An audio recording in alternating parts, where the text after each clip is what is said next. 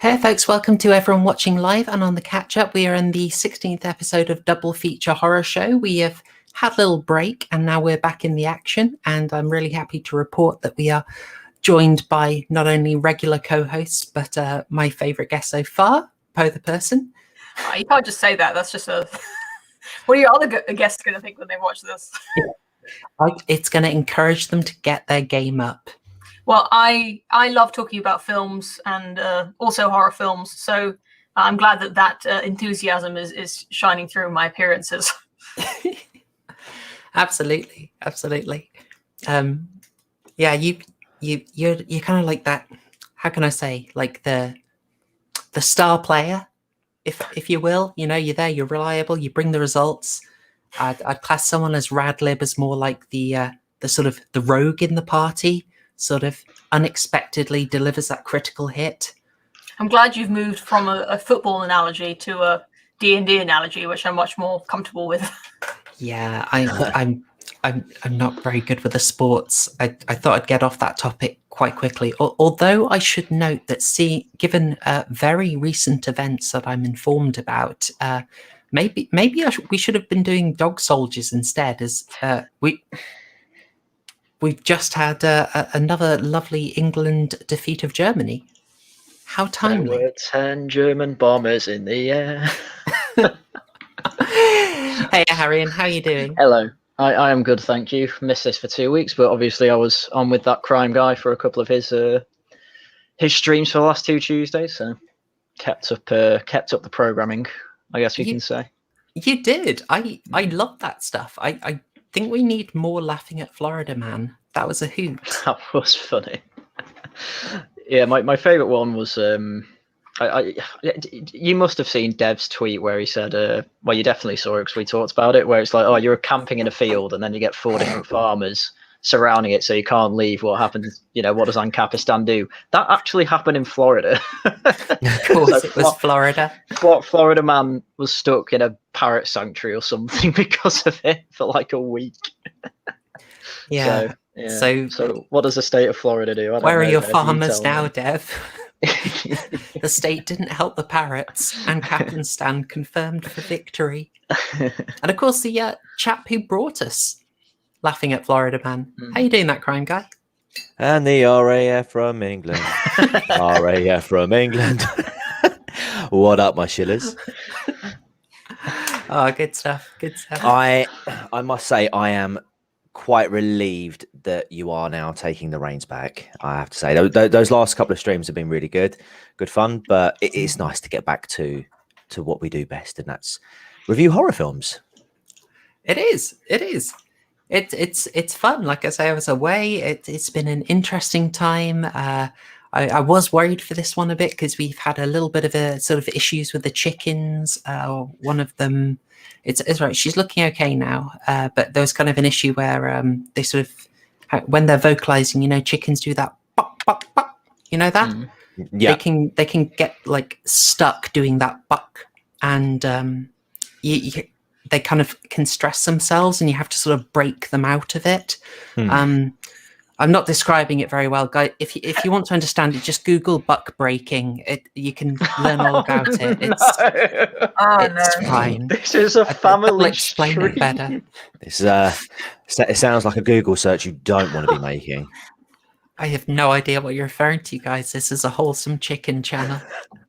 It's unbelievable. I couldn't help it. You know what? But before we, you know, I'm almost scared to get to the movie because for everyone watching, you should know that I went to people being like, guys, how good was The Descent? And the response was not unanimous. I thought I'd won people over with that one. I think we can have some mixed reviews in the group. That's fine. So I'd be interested. Did everyone manage to watch The Descent? Have people seen it before? Chat. Did you watch it just as homework, or is this a film you're already familiar with? Let us know. But before, people are making some very weird references in chat that I would know nothing about. Let's move on very quickly. And luckily, what we can move on to is how do I do this? What we can move on to is our topic of the day, which is Poe's top 5 horrors. I always like to do this when people come on. I like to ask them a little bit about their history with horror, and I think we did that with you last time. So this time I wanted to ask about your top 5. Yeah, I was. I guess we can talk about this with a dissent, but a conversation we had, I think it was when we talked about Carrie, was about the horror movies that scare us the most, or like the trope or the thing that is the most spooky. And I mentioned the Descent because I hate claustrophobia. And that bit, well, we're going to talk about it later, so I'll say that for then. But I've talked a little bit about horror films from that perspective, about the scariness. But what's so fun about horror is that there's so much more to enjoy other than just being scared. There's a lot of emotions that you can, feel. There's a lot of like humor in horror films, and I think, I had to kind of create 2 lists for my favorite films, and neither of them is really based on how like scary the films are. I guess you've probably discussed that on the channel before, but it was fun to come up with the list. I'm not a huge like horror fan. I like films, and the kinds of films that I watch are films that my husband thinks are good, because he just watches everything and then makes like a short list of films that he thought were worth watching again, which are the things that I end up watching. And so my sort of film education is very much a curated experience, but I do have my own particular tastes within that. And I wouldn't say that I have a particular love of horror films, but some horror films are very good.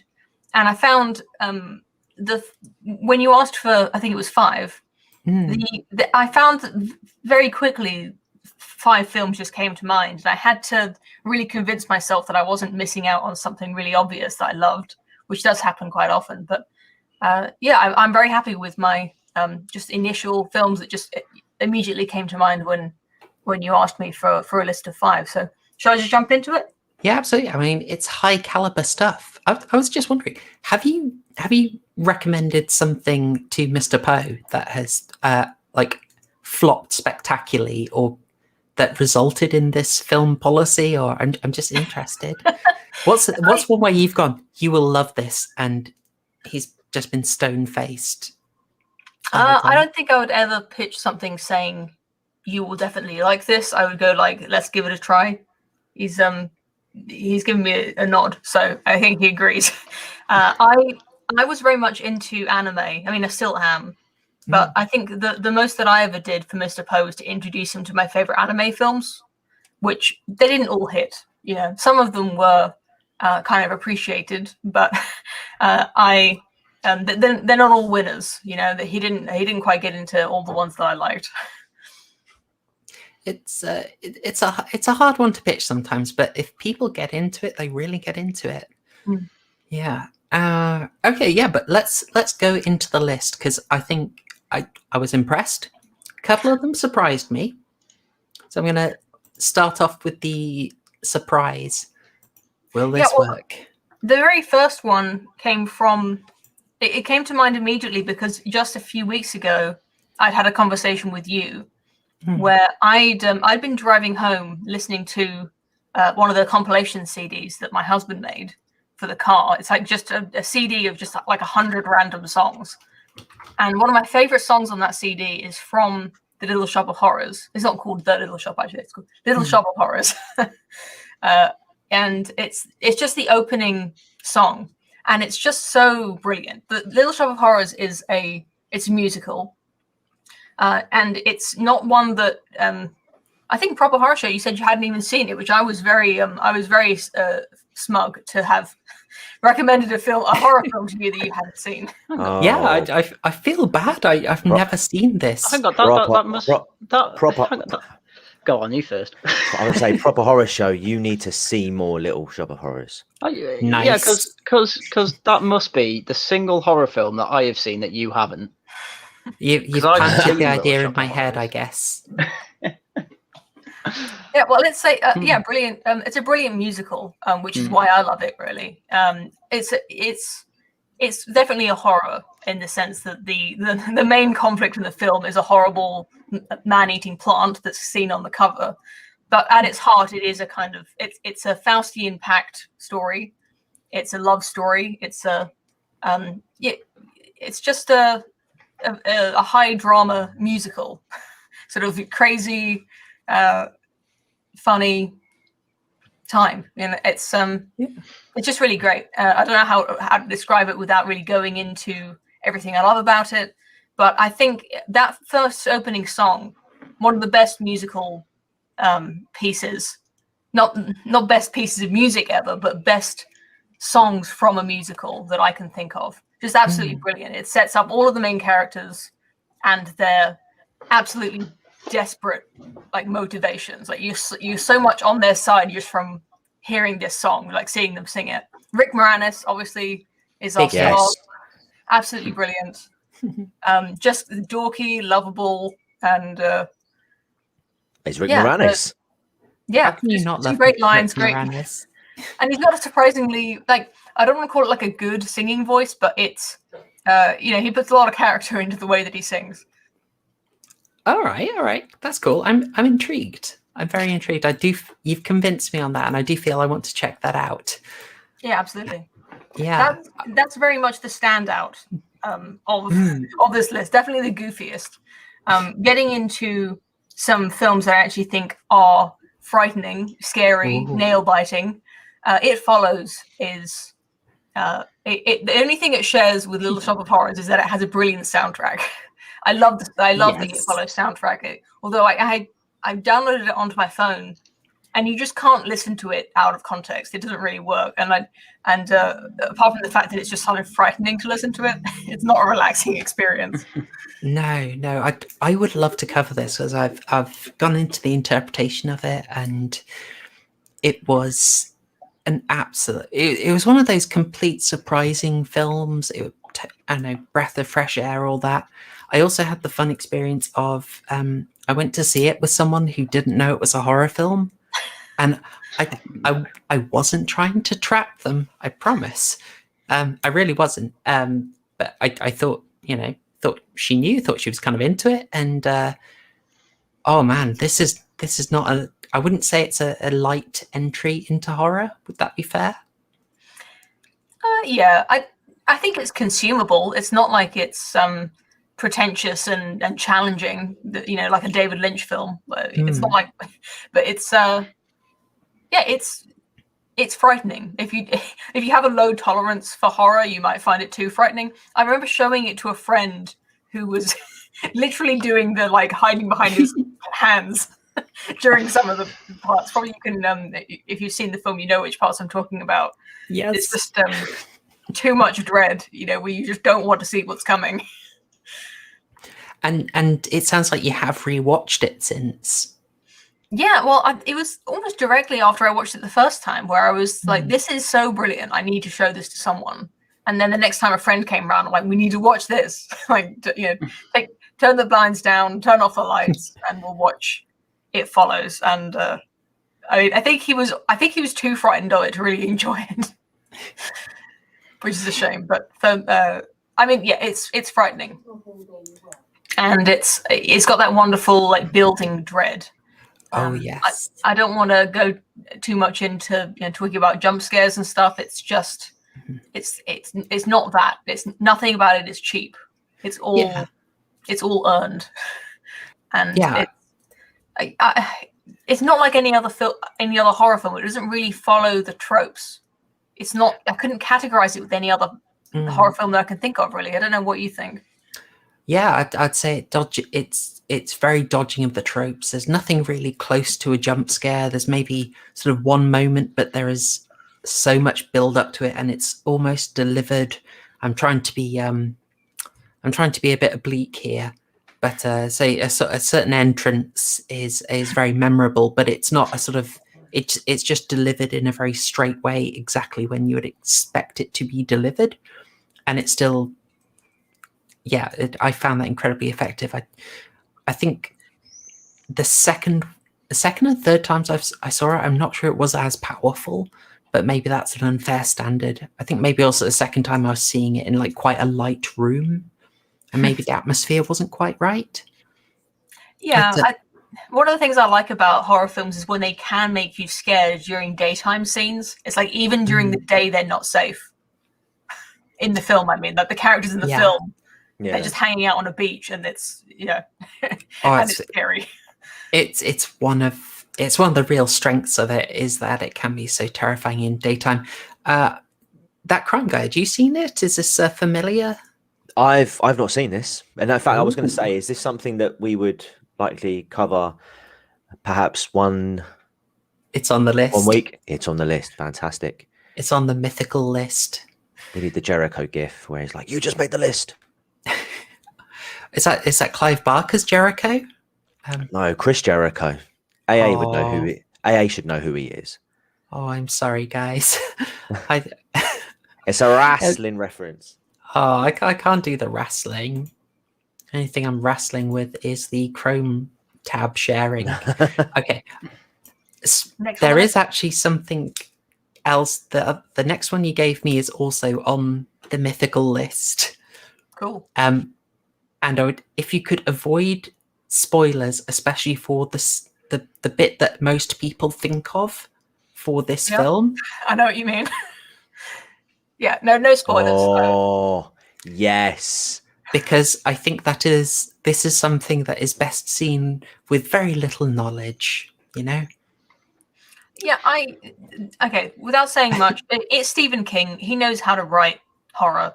It's I haven't actually read the book, but the most remarkable thing about Misery is that it's the most believable horror film I think I can think of. The most believable horror film you've ever seen. There's nothing supernatural going on. It's not even the threat of the film is it's just a woman.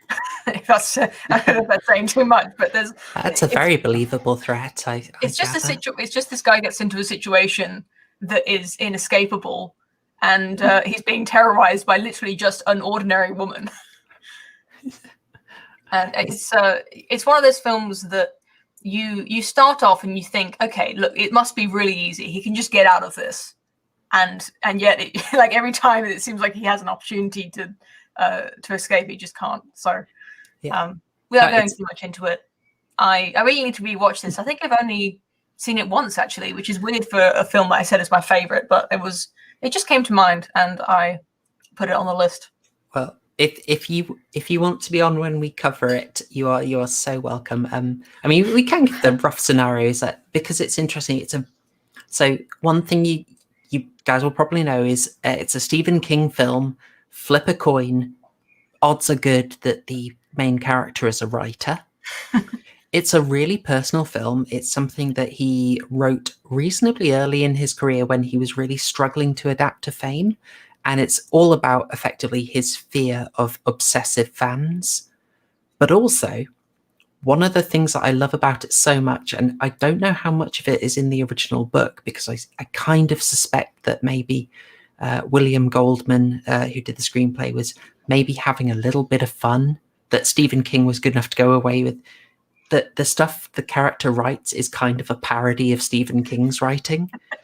And it's kind of sweet that he did it. Is William Goldman the same William Goldman who did The Princess Bride? I believe it is. I mean, it's Rob Reiner as well who directed Princess Bride, so it's they work together. It's good. This is different film. I want to say 1990. That sounds right. It's about that.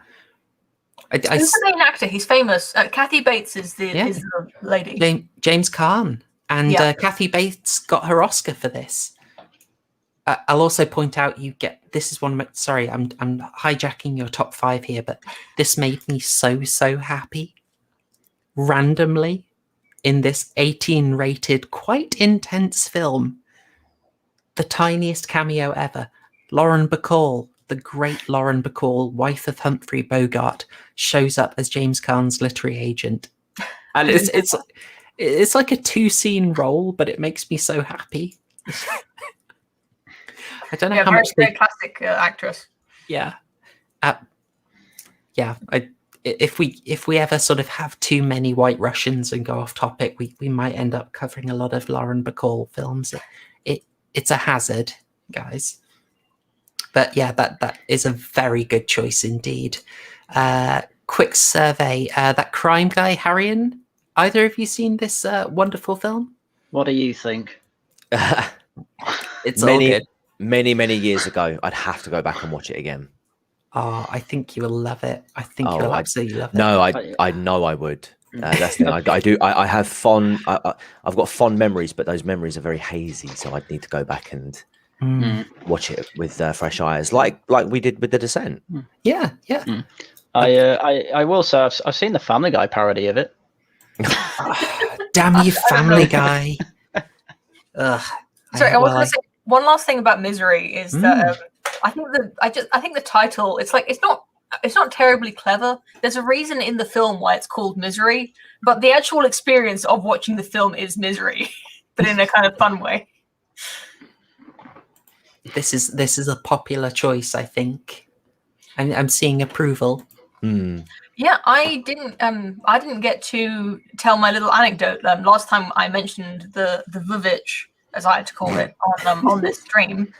I didn't mention that I went to a sort of an advanced screening at an art house cinema, thinking that I didn't realize it was a sort of advanced screening. But anyway, we paid a little bit extra and went a little bit early.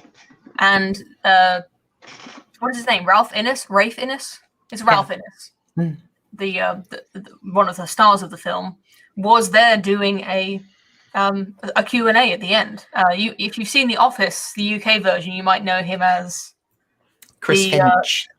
Chris Finch, yeah, the not very nice at all man who's friends with Ricky Gervais, David Brent, the very rude gentleman. Right. Great British actor, and great film. It's a very grounded film in the sense that a lot of the drama of the film is not about the titular witch. It's just a family drama about some American settlers from England, some pilgrims, Puritan Christians who are just struggling to survive in this new place that they've come to. And the director was very committed to making it authentic to the time period. So they built this set for the house that they live in was built only using materials and techniques that would have been available to that family. And it was lit completely with candlelight and all sorts of stuff like that. Also, it's just a full, what do you call it, a star-studded cast. The mother is in Game of Thrones, Lysa Arryn. She's also quite she's a famous English actress as well. And the main character, the girl, she's in a few things. She's become even more popular since then. I think the most recent film she was in was Emma, which is an adaptation of a Jane Austen novel. But she's been in a few things that I can't quite remember now. But yeah, I mean, it's just wonderful to look at. There's every frame of it is it's got this amazing atmosphere and cinematography, and just a good. I mean, not frightening, but just a good film. And if you ever do an episode on it, I don't know if it's on the list, but it's on the list. I'm not gonna. This isn't a spoiler, but I just wanted to read my favorite line from the film, which wouldst thou like to know the taste of butter? That was it. This family is so impoverished that the main character does not even know the taste of butter. Wait until he discovers Shergar Welsh salted butter. Mind will be blown. Yeah, exactly. Should we go on to the last one? Sure. Out of interest, as you like The Witch, how did you feel about the director's follow-up, The Lighthouse, which was a similar sort of attempt to be in a very unusual setting, very committed to period details, but a very different tone? How did you feel about that? I liked all of that aspect of the film, like the making of it. I liked the the performances and the setting, all of that sort of creative stuff was good. I just couldn't really get. It was just a little bit too abstract, a little bit too psychological, challenging for me to really love it. There's a lot sort of going on psychologically in the mind of the characters that it kind of alienated me a bit as a viewer. Maybe it improves on the rewatch, but They're coming for you, Haryan. Oh no. I forgot to mute. Yeah, I can go with that. I went into the Lighthouse expecting to love it. I was very disappointed. It was I guess it's a kind of critique that gets made a fair amount about a lot of symbolism and clever symbolism, but kind of nothing much on top of it. And it's a kind of film that I was kind of hesitant to say, like, I really didn't like it, because I suppose the response is, oh, you just didn't get it. yeah. I was like, oh, maybe I didn't. Maybe I'm stupid. I don't know, man.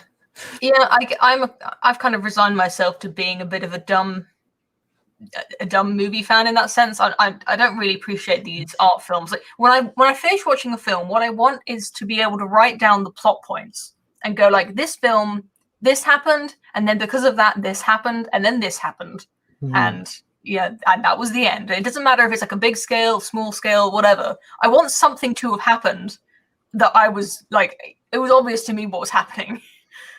And The Lighthouse, it was a while ago that I watched it, but I don't think I could really name like a thing that happened other than two men in a lighthouse shouted at each other. Yeah, that's pretty much where I'd go with that.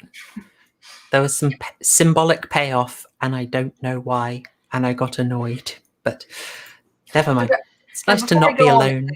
I was going to I forgot to kind of finish that thought about. Oh, sorry. Go ahead. My anecdote about Ralph Innes was that there was a Q&A at the end, and I didn't have like a bursting question, but because I wanted to like meet Ralph Innes, I wanted to ask him a question. So I kind of thought like, what's the most interesting question I could ask? And I asked him if he had to. There's a scene in the film where he like has a struggle with a goat, and I asked him if due to the director being so like dedicated to authenticity, whether Ralph Innes really had to wrestle the goat or if it was a stuntman. I thought there'd be a funny story there. A stuntman dressed as a goat. And he told the funny story of that. But then the funniest thing is that all of these like film students and art house snobs were in the audience, and all the questions they asked were about like how did the film have a feminist message, and what was the they're asking very like hoity-toity, very very clever questions, and then I asked a dumb question about a goat, which actually had the best answer. Like that was the question that he wanted to be asked. So I felt very happy about that. I think he'll have loved you for that. Like, imagine you're getting an interview that could be played over. Excuse me, would you care to give your opinion on one of the most cancelable issues at the moment? It's like, no, let me talk about wrestling a goat again. Yeah, poor guy. Oh, you made his night, I'm sure. We're on a similar theme here. This is a bridge. I don't know, maybe you're just on a roll when you were naming them. But this was the fifth one you named for me. Yeah, that's this is one of the films, probably one of the only ones that I wasn't introduced to through my husband. I watched this for the first time when I was, I believe, 16 on my birthday party, and one of my friends brought the DVD. I just asked my friends to bring DVDs, and we'll just pick one to watch. And we ended up picking this, and it terrified me. I mean, I hadn't watched that many horror films by that age. And it was just really scary. And I thought coming back to it years later that it wouldn't be so scary because I'm older now. And, there was a bit of a, desensitization effect. But it is still a genuinely frightening film. I mean, I think everyone has seen it here, right? It's very famous. Yeah. Haryan? No, Haryan I haven't. No. Oh, it's okay. It's okay. It's fine. It's fine. Well, anyway, it's just is it fair to call it the original found footage horror? Yeah. I think so. Yeah. In terms of Not- the mainstream, in terms of mainstream appeal, I think so.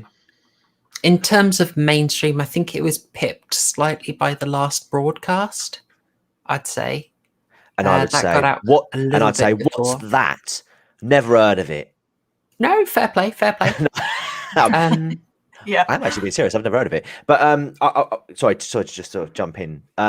When Prop Horror Show said that we were going to be talking about your top 5 horror films, Poe, I did suspect that there would be like a found footage film in there, but I'm surprised because I thought it was going to be Butterfly Kisses. How come that didn't make the top 5? I mean, it's good. I don't know. I mean, you could say that about any film where I can't just justify it not being my favorite. You know, your favorite films, there aren't that many of them.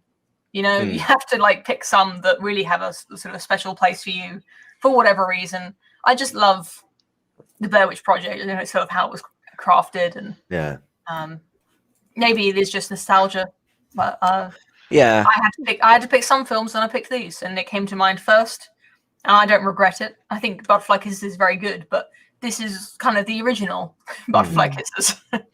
Yeah, no, that's fair enough. It just surprised me. I mean, it hasn't surprised me. I was sort of half right. There was going to be a found footage film in there, but I think probably because we had such a long discussion about it previously, I just imagined that would have been like, I thought, maybe the Blair Witch, but I think Butterfly Kisses. Oh, you lost that round of Poe's favorite horror films bingo.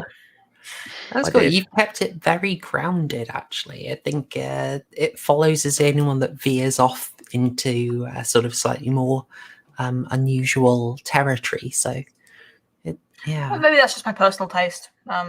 Who knows, really? I don't know what to say about this film. That I think everyone knows it pretty well. Even Haryan, who hasn't seen it, has watched Butterfly Kisses, so you get what it's about. Yeah. He's probably seen the Family Guy sketch. That's right. I actually do remember the Family Guy sketch. Oh my god, there actually is one. There's a bit where it is quite funny, actually. I think Brian's job is to take a blind person to see the Blair Witch Project, so he's describing the plot to them as it's happening. Nothing's happening. Something about a map. Nothing's happening. It's over. Everyone in the audience looks pissed. That's exactly it. That's what I love about fan footage, is that they are so boring. It's the fact that they are extremely grounded. For me, it just draws me in. It's so realistic that it really draws you in. And then, I mean, this spoiler won't even make sense if you haven't seen the film. So the fact is, the scariest thing that happens in the film is that someone stands in a corner, and it's terrifying. It's tricky because this thing was such like an earnest, sincere, another tautological adjective approach at horror, that I guess it's almost inevitable that it got kind of memed on. So you got the Family Guy and of course Scary Movie really dabbed on Blair Witch Project. Is that the one where she had she had a really, really runny nose and she's doing the camera up in the face shot? I actually love that bit where she's it's right on the cover there. Her looking into the camera, just sincere. I actually wrote down the quote from it. She says, "I'm afraid to open my eyes and I'm afraid to close them." So terrified. I think we mentioned before on this stream that you need to believe the characters are scared for you to feel scared. Yeah. And I love that about this character and the way that it's filmed, especially that scene where she's like just talking to you, the viewer, going like, I hope someone sees this because I don't think I'm going to survive. Absolutely. It's incredibly sincere, and I think it sells you on it. They're very believable. The follow-ups to it are a bit controversial. I know that Blair Witch 2 had a really rough production, a lot of people wanting it to be very different to how it ended up, and it's sort of gone through a bit of a cult rediscovery, and people are actually making a strong case for Blair Witch 2 actually being pretty worthwhile. And then there was the Adam Wingard directed surprise sequel, Blair Witch, in 2018. something like that. I don't know. I think it was 2018. I might have a quick Google of that, but never mind. Did you see that at all? I haven't seen any sequels. I think as I've already described, I think what happened is that my husband watched them, and then they were filtered out, not deemed worthy of my attention. Mr. Poe is possibly too harsh on Blair Witch. I know Adam Wingard is a divisive guy, but I really liked that movie. Did you hear that? He said it's rubbish. On the side of throwing it over his shoulder. Tell you what, when we cover Blair Witch eventually, we'll have Mr. Poe on stream to argue his case. Yeah, we will. I won't order him any steaks until he's reevaluated. But no, solid list, I think. Solid list. I think there's kind of a nice consistent theme of what you're into. But it's nice good list. Choices as well. I'm pretty chuffed. I'm seeing approval. And I've actually seen one of them. Hey. We'll get you through all of them. I think you've seen part of the list, and one of the topics way down is Haryan's top 5. But I kind of need to build you up a lot more. He needs to watch 5 films first before we can exactly. before we can make the list. It's more going to be a retrospective on this stream. Oh yeah. It should just be Haryan's top 5 episodes. Yeah, pretty much. It'll be a very quick topic. I just want to address something in the chat very quickly. House of 1,000 Corpses is on the list, but it's on the condition that you get Proper Horror Show to 1,000 subscribers. So if you haven't already, hit the subscribe button, notification bell, so you don't miss any videos, as well as the live streams. And Proper Horror Show is back up on the production train, so expect more content from her. Oh, fantastic shilling! Absolutely, guys. Just push the eyes out of that subscribe button. Just stab that subscribe button with a climbing axe while you're at it. And most importantly, share the channel to your friends. If you think people would be into what we're doing here, you go ahead and let them know that this is a quality family horror channel with no subversive references whatsoever. 2 other things that I thought I should mention in a little bit of fun horror news. I know there's a bit Empire already picked up on that. Is that the best horror film ever, Candyman, 1992, is on Netflix because after, I believe, 4 delays to the Jordan Peele produced Nia Long directed sequel / reboot / remake, who knows. It's called Candyman. Just buy a ticket, plebs.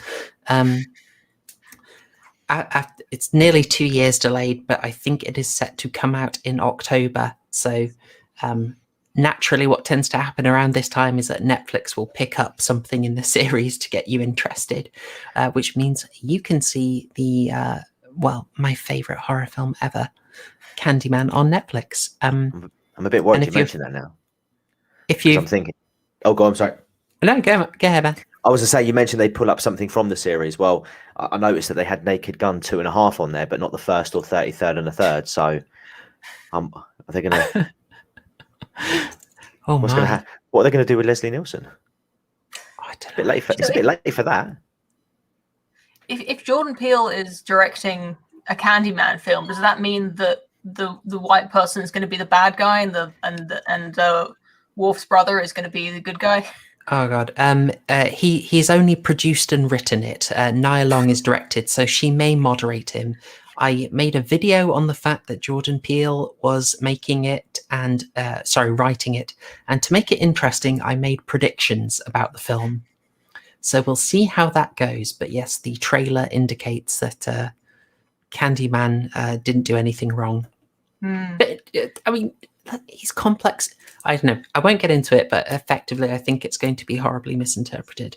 But anyway, watch the unspoiled original, and if you feel like taking a bit of a gamble, this is going to be a roll of the dice. Netflix has also done adaptations of R.L. Stine's Fear Street novels.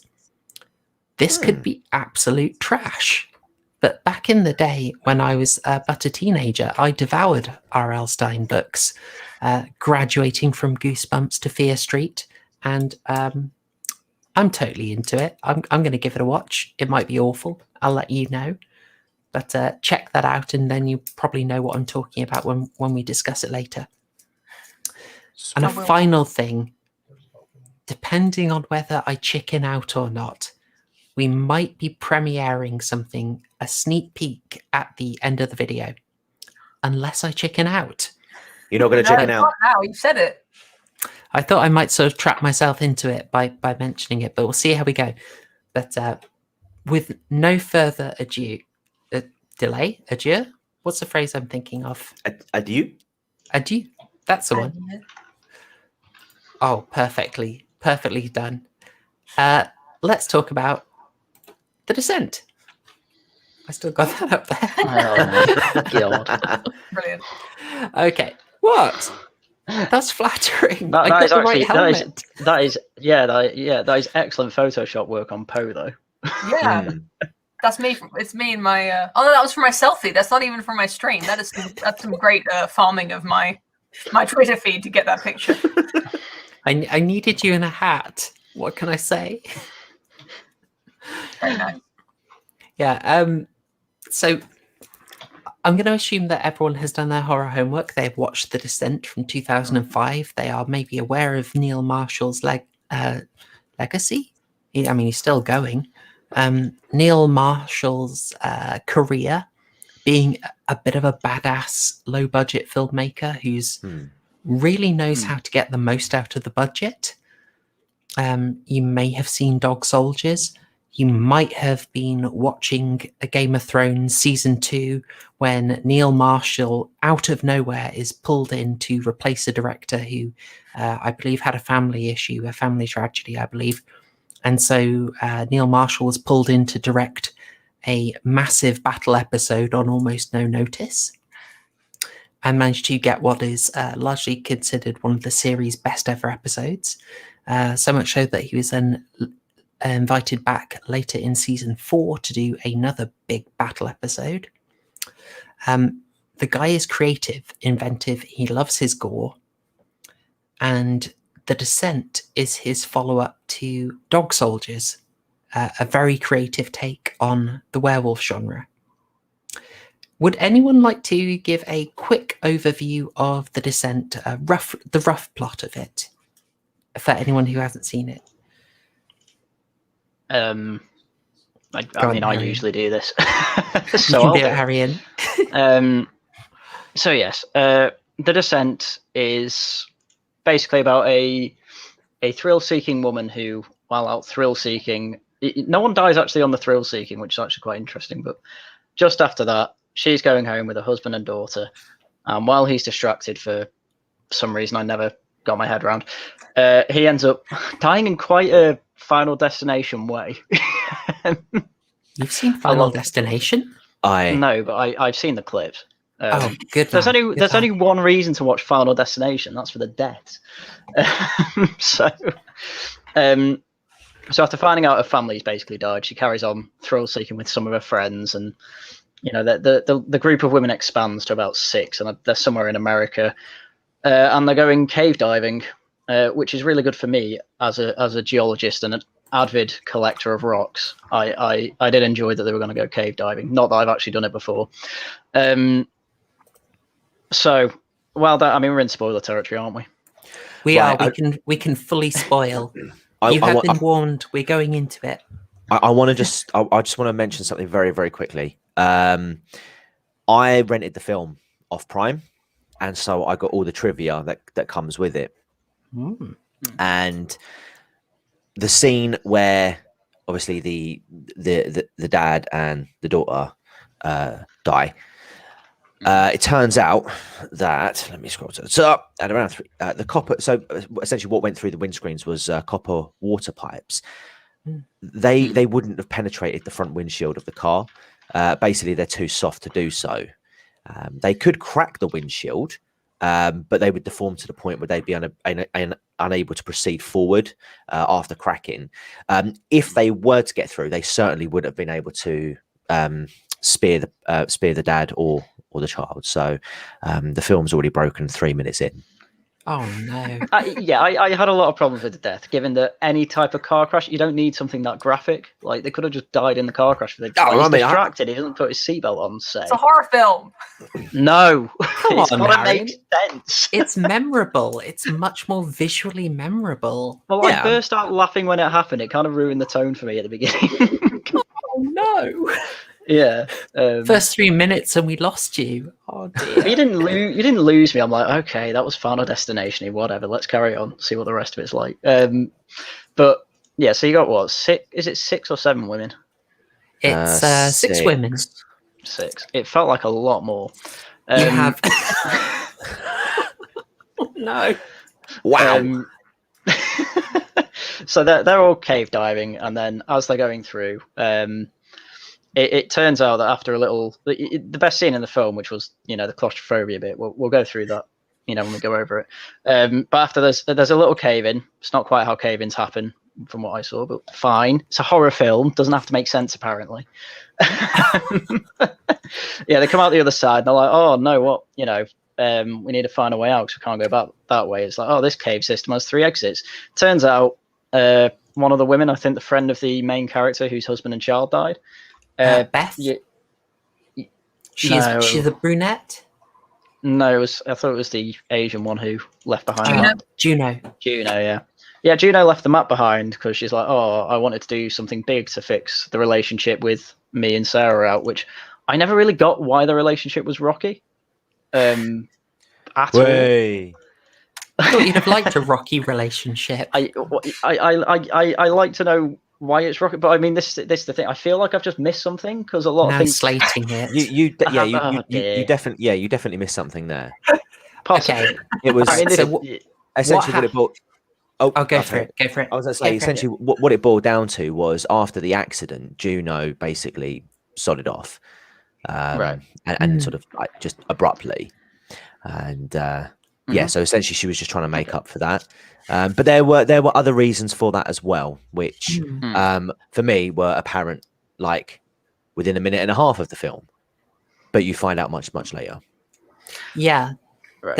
There are some really subtle things I like. Neil Marshall will slap you hard in the face with the gore, but he can do the subtle details. So yeah, the thing you're referring to, that crime guy, is effectively just like a subtle glance between Juno and Sam's husband. And then you get the detail of like Juno just isn't there for Sam, can't connect, and distances herself. You get that in just like a really nice bit in the hospital section, in that sort of bit where Sam's having this dream sequence. I think this really atmospheric, haunting dream in a hospital hallway. Yeah. And Beth then comforts her, and Juno just basically hangs in the background awkwardly. She doesn't know what to do, but she's center of frame. Yeah. So you're so aware of her. And you then get a really subtle detail just before when they arrive on the way to the caves. You just see Juno sort of casually just like leave the map behind. And it's just there for you to pick up like, oh yeah, she knows what she's doing. I'm going to mention as well, sorry, just because at the beginning after they do the rafting, was it rafting, kayaking, whatever it was, Sarah pushes Juno into that river, but when she takes her helmet off, hair's completely dry. I can't help it. I went through this trivia thing and I'm picking these things out. It's like, Neil, you could have done a better job with continuity here. There's quite a few goofs that they call it. Goofs. This is nitpick. Yeah, this is nitpicking beyond what I usually do as well. Do you want the long man to notice us? Yes, exactly. Oh, there you go. Oh dear. I'm summoning long man energy right here. If we're nitpicking, just to finish off Harry's summary. Yes.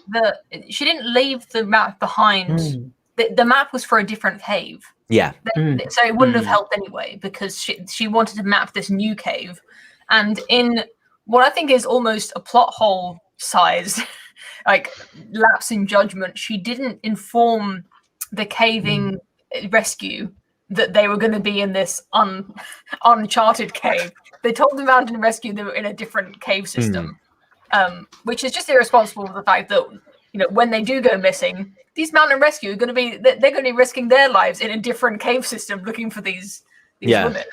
Yeah, I absolutely hated Juno, like throughout the film. Whereas I just found the rest of the women annoying, to be honest.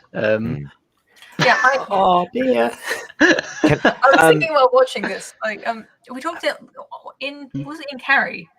We mentioned it's kind of it's a common theme of horror films to have a real relatable horror that is kind of being represented by this sort of supernatural element.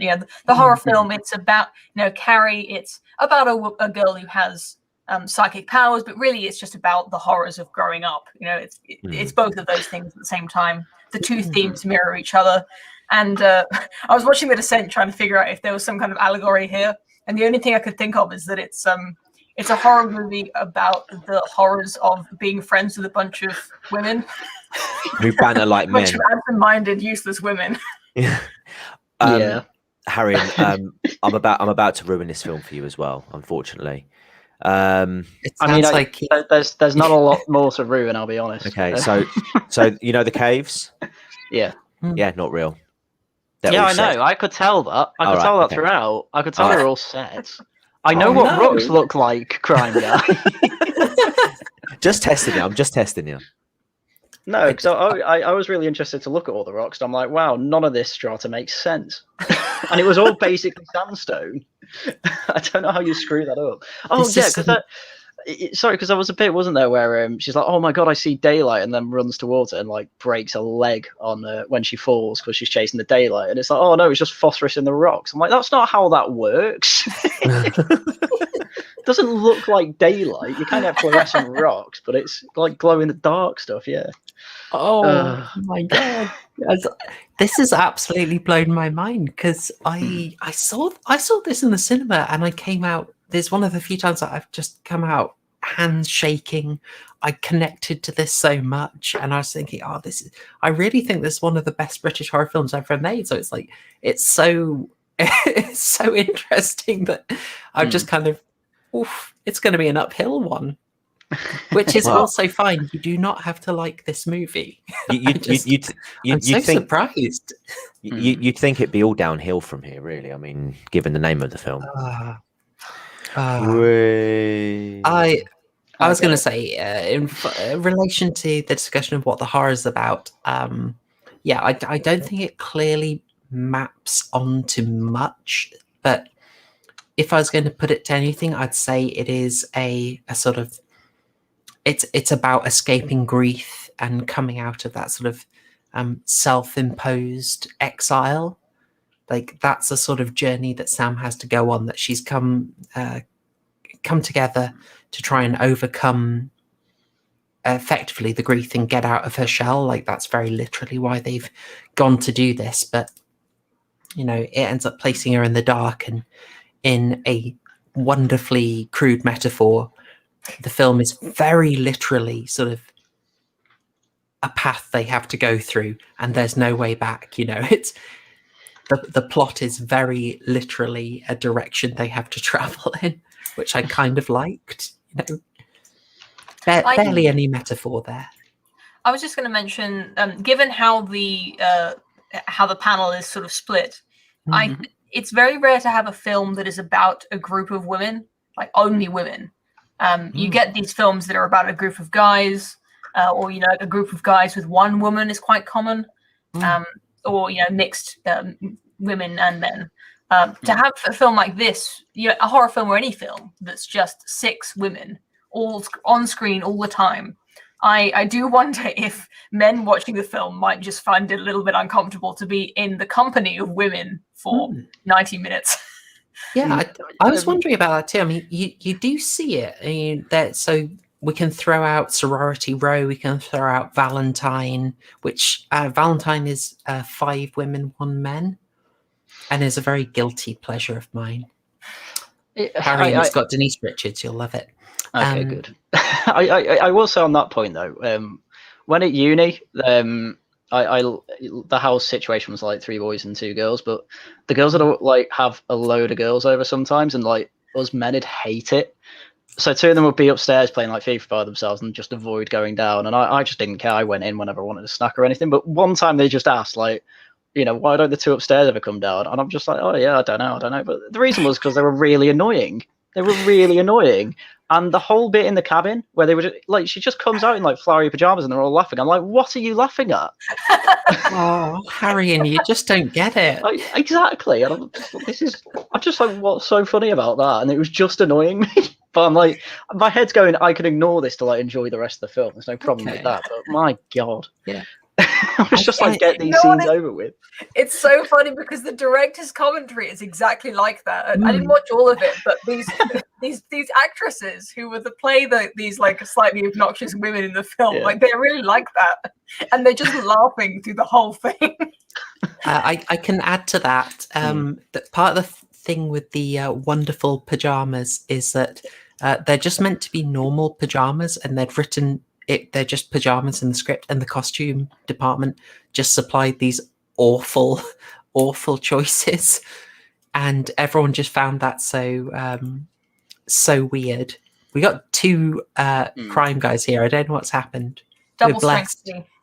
Oh, sorry, I forgot he's not called Teabag anymore. Yeah. Oh, he still responds to it. I always want to call him Teabag. How you doing? There's an imposter in. There's an imposter in here. What's going on? I'm gonna boot the muted. Get rid of. Sus. How we doing? Seems to have got disconnected my end, so I had to rejoin. Yeah. So did you hear my explanation about how the women were really annoying in this film? No. Well, the bit that really makes it plain to me is where when one of the girls comes out in just like flowery pajamas and they all start laughing. Right. Did you just get why they were laughing? No. Okay, there we go.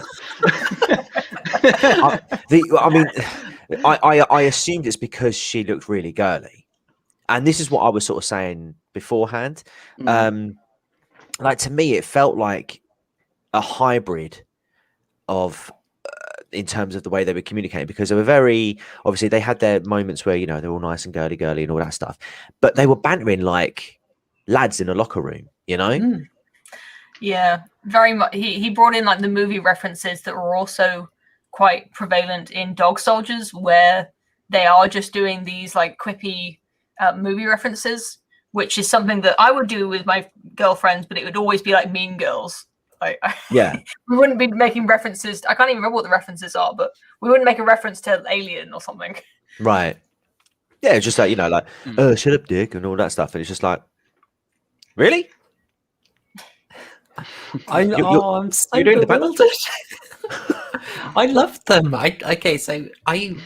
This is really interesting because I thought the group of women and their friendship is one of the strongest things in the film. Like, they felt so natural to actually really get to know each other. They're not like differentiated into like the nerdy one, the sporty one, the baby, the ginger, the posh one. Yeah, I don't know why. But, the Irish one. The Irish one. Yeah, this the thing. I differentiate them by their accents more than anything in this film, or rather than their actual like, character, because I just found them all annoying. But they kind of feel. I just feel like this is a group of friends who would really actually hang out and have really good chemistry with each other, and it just felt so natural. Like, and it also didn't feel like it was being forced. Like in the time we're making this, when there's always the pressure to be sort of representative and diverse and all the fun stuff. People might say, oh look, this is a film, it's all women. It's like, I mean it is, but it's just sort of, it feels really natural to me. Am I alone in this? This is the thing. I can imagine they're all I can imagine they're real. Sorry, Paul, I cut you off there.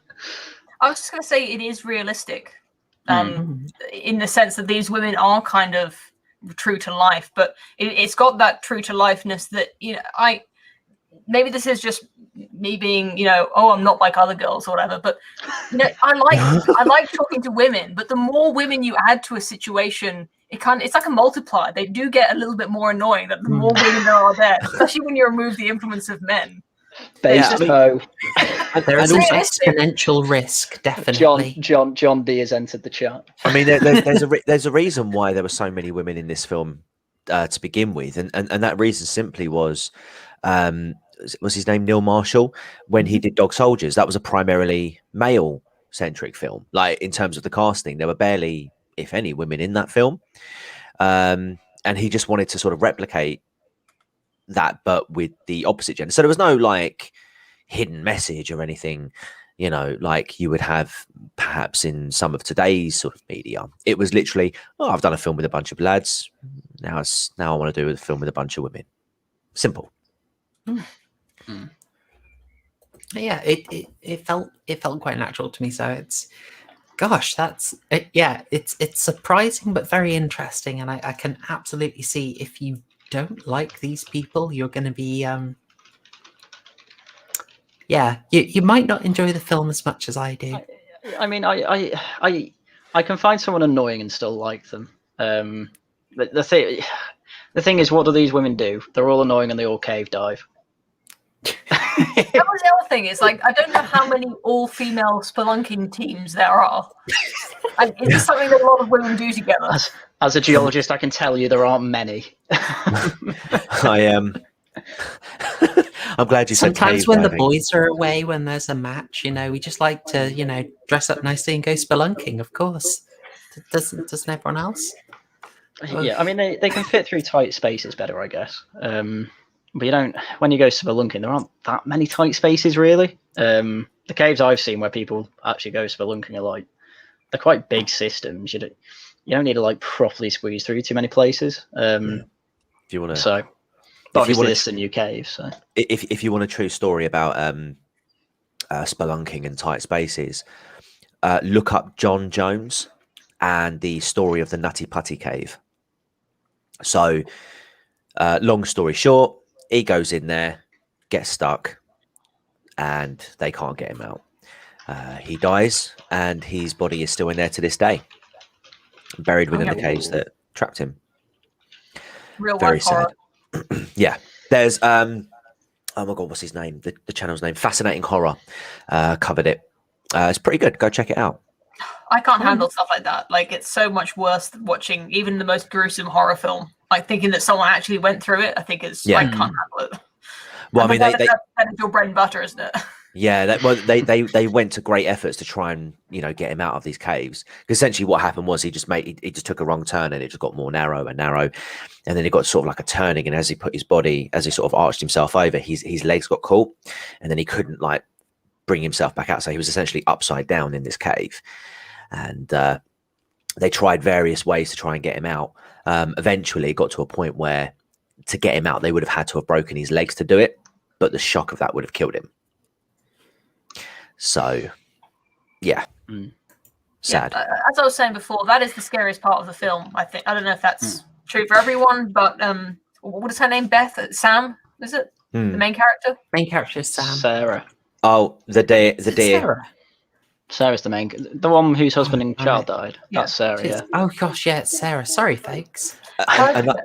Another goof of the film: the deer in this scene is a red deer, which isn't found in North Carolina, which is where the girls are. Sorry. Well, I'll have to burst another illusion. Not only are those fake rocks, that this was filmed in Scotland. This is Scotland filling in for the Appalachian Trail. Dog Soldiers was set in Scotland and not even filmed in Scotland. Is that right? That's amazing. Yeah, it's inconsistent, really, isn't it? Yeah. I was really confused about where these the scenes were supposed to be set, because it all felt like England or the UK anyway. So, but yeah, I mean, it didn't really matter in the end. But also the cars they use when they're in North Carolina have front license plates, but they're not required to there. Just throwing that one out there. Well, this was a thing I wanted to ask you. Like to make it look like the Appalachian Trail, to make it look like America. They're all. You may have noticed they're drinking Coors Light, and they're driving a BMW. which are both bits of product placement that Neil Marshall mentions in the crew commentary. I'll be honest, I can't say it was great commentary because he'd just done the cast one before. And so he does a lot of, oh, bugger, what did I not say in the previous one? Darn it. But I got some tidbits. Oh, not so much. But I just wondered did you like those shills?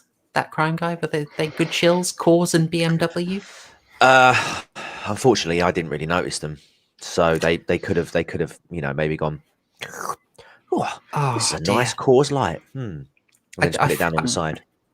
I thought, we got the good rocks for Haryan, we got some good shilling for you, and Poe, look at these hats. Quality hat game. I'll show you quality hat game. Yes. I thought I had a winner, something for everyone. Well, I'm not going to like rocks when they're all fake, am I? God, we haven't even. I've just realised as well in our description we have. Oh, that's a line. Nice. Oh, is this a new kind hat? of hat you were. We got a brand new hat. I love it. This is my cold weather hat. I actually don't like it that much. It's fine. I put my daughter on my shoulders quite a lot, and she loves playing with this. It's quite fun. Adorable. Oh, we've got a rock gang in chat. Yes. Heck yes. Post your rock gangs. I was going to say though, we've gone through kind of this. We've not actually got to the kind of twist, I'd say, where it turns out there's things living in these caves. That's what I love about it. It's something so good about this is it deals with one type of horror. It gives you the jump scares. And then you're going to some sort of emotional territory, and then it's dealing with a sort of very natural kind of horror before it then sort of gets you turned upside down with the crawlers that live in the cave. Yeah, it's I was a bit confused when I saw the first one because I'm kind of because obviously Sarah shines the light on him, and I'm like, how's he not seeing that? And then it turns out they're blind, and I'm like, well, that makes sense. They live in a cave, and how are they going to use sight in pitch black? So I like that. I like that bit of world building. But then they said, oh, they go outside to hunt, and I'm like, oh, that kind of ruins it. They need sight for that. I thought exactly the same thing. Yeah. And then I just half the time with these crawlers, I felt like they could see. It looked like they could see, especially when fighting, because they'd always be facing kind of the people. And there was another bit. You go first, though. All right, okay. I might be able to explain that. So, all right. The idea of the crawlers was that obviously they were blind, and so they had heightened senses. And you notice throughout the film, in some scenes, you hear them clicking. So they're using sonar like bats. Again, this is off the trivia note. So they're using sonar like bats. But on the one hand, that would explain how they can see them, because there are real life accounts of people who use clicking, who are blind, who are pretty much like the real life Daredevil. They can see. As I say, they see, but they can map out their surroundings through clicking and listening for the sounds, the vibrations bouncing off the walls back into their ears. It's an amazing thing to look into. But at the same time, there are parts in this movie where I really think these people are deaf, dumb, and blind, because if they've got these heightened senses, then if they're doing the clickings, then they should know when there are people, say, right underneath them, or they should be able to smell them. And I'm not saying that they're wearing like the latest, perfume, but they should just be able to, smell their natural scent. I mean, they'll be sweating, they'll be perspiring, they'll be perspiring. Oh God, I can't even talk about it. They'll be sweating, right? They'll smell like women. They'll smell like the women's, right? They should know, and yet I get it. It's it's for dramatic tension and all that jazz. But if you're gonna build these characters up, or these monsters up as these, blind but heightened sense, essentially like evil daredevils, basically. They need to do it right. I felt like there were parts of the film where I can understand why they were doing the things they were doing for suspension, for suspense and effect, but it's I will say I really like the look of them. They look really cool. Yeah. They look like how you'd expect a cave monster to look. Really pale and no eyes. Again, trivia. They were based off Nosferatu. So I'll compliment them a bit, but I am going to rip into them a bit because Yeah, the bit that really took me out of it was when one of the crawlers had their hand on, was it Sarah's head? And I'm like, how do you like? All I was thinking of then was Anchorman 2, where he goes blind, and they're like, "How did you not notice you were using a lobster as a toothbrush?" And he's like, "I'm blind." It's like, how do you not notice these things? this is a hairy rock. You know what?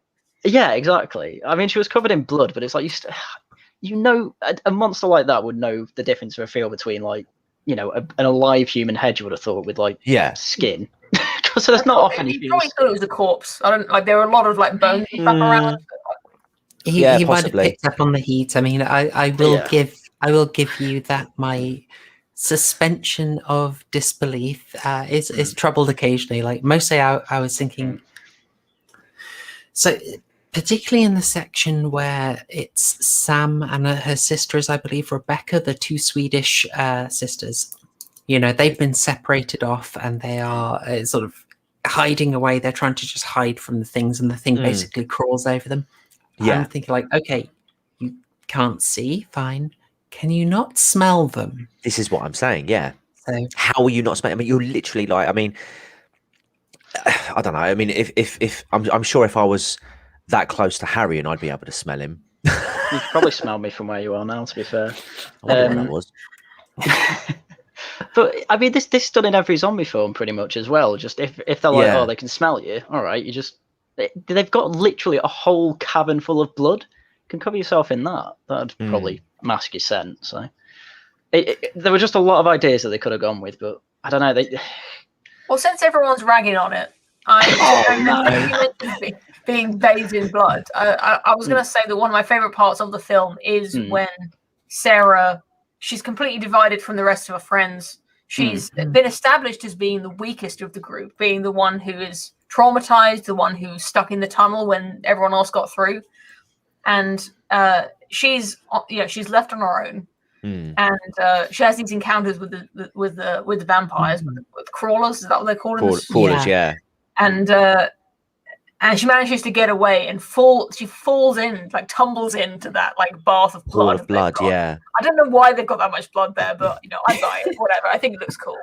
Yeah. And, instead of like emerging immediately, like with a big like gasp of air, like splashing and like making loads of noise, there's like a few seconds of just stillness. Yeah.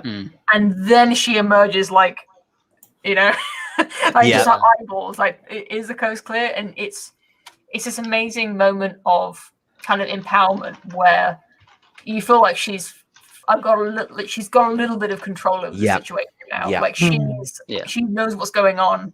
She's going to escape. Yeah. And then she comes out and she's got like she's soaked in blood, like Carrie head to toe. Yeah. And she looks really cool for the rest of the film. Yes. Yeah. Yes, that does. That bit when she meets back up with Juno after that scene, and then she's just the eyes on her. Mental, yes. That mental look. I mean, it was almost like Poe said, it was almost like Carrie. The way that she looks after she gets the pig's blood on her. I mean, it was just the wide eyes, the sort of the death stare. That was pretty good. And I do agree with you, Poe. That scene was pretty good and very smart as well, because she was being cautious in that moment. So that was pretty good, rather than, like you say, just sort of and then like causing a massive scene and then making it even more ridiculous. That was quite good, and it added to the tension as well, because when she came up, you didn't know where this other crawler was, and so she's trying to be really quiet and careful.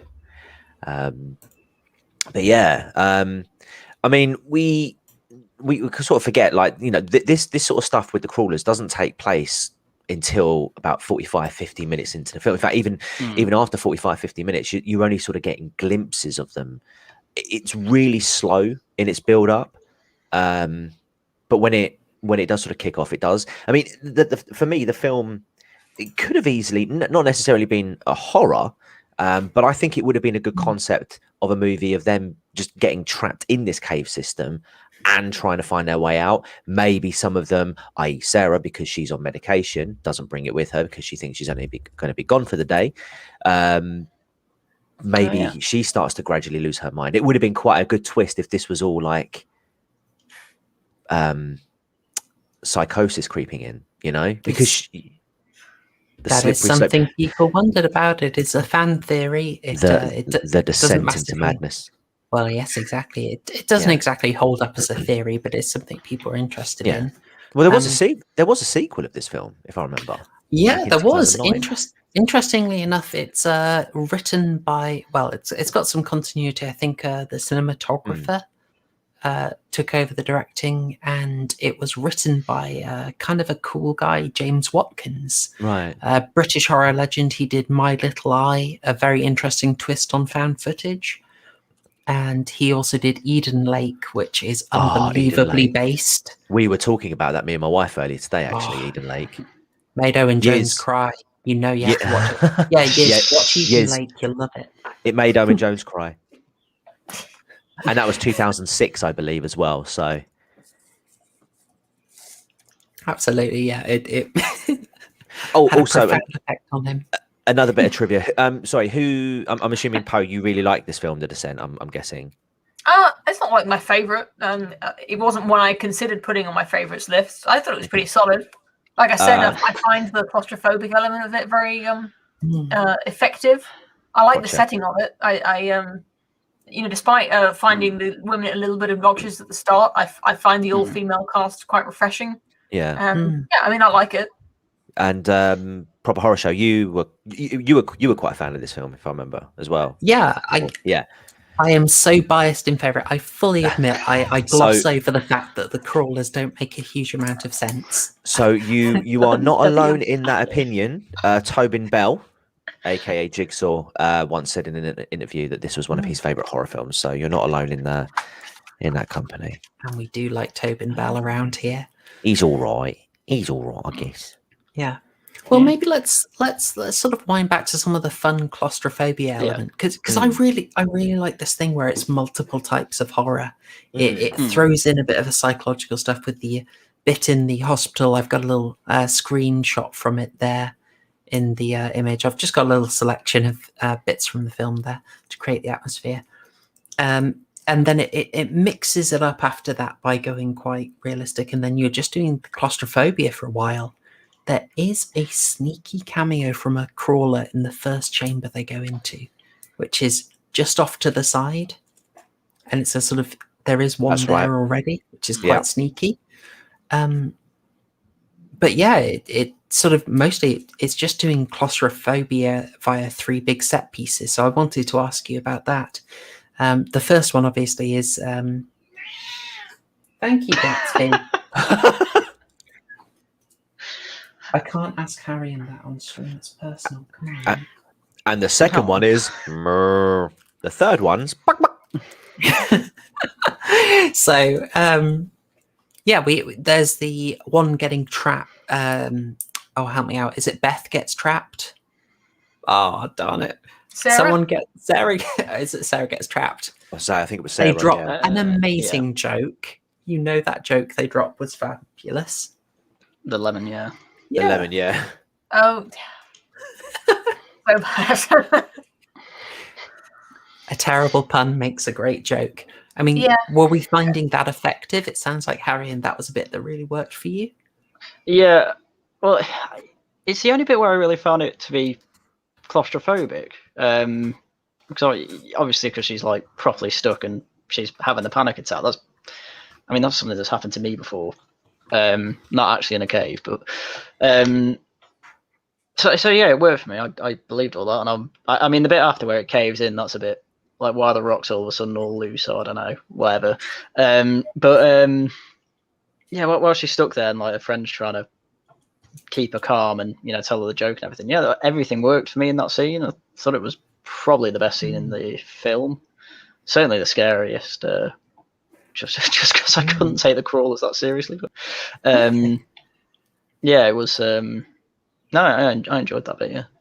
But before we get to that bit, I had to mention those CGI bats that fly out right at the start. I mean, that is just some foreshadowing for the crawlers, basically, who are kind of like bats in terms of their like anatomy. They're adapted for living in caves, but those bats just look so bad.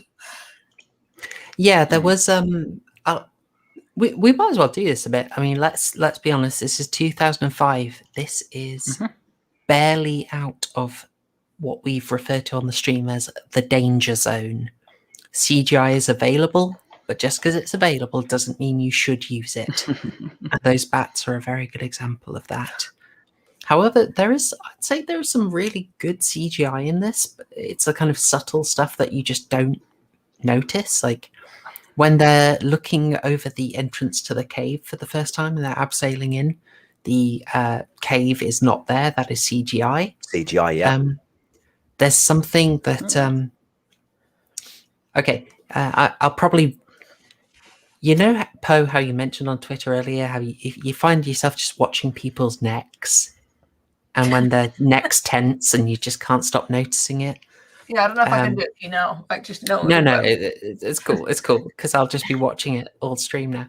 But it's one of those things that you notice in production, and it really distracts you. And one thing I notice is that one of the hardest things for a film to do is sort of have the two sets above each other. So to have someone go down a level in a set, because almost everything is built on one level. And when you know this, you start to notice that basically anytime someone goes down one level to another, there's like a shot to avoid showing it continuously.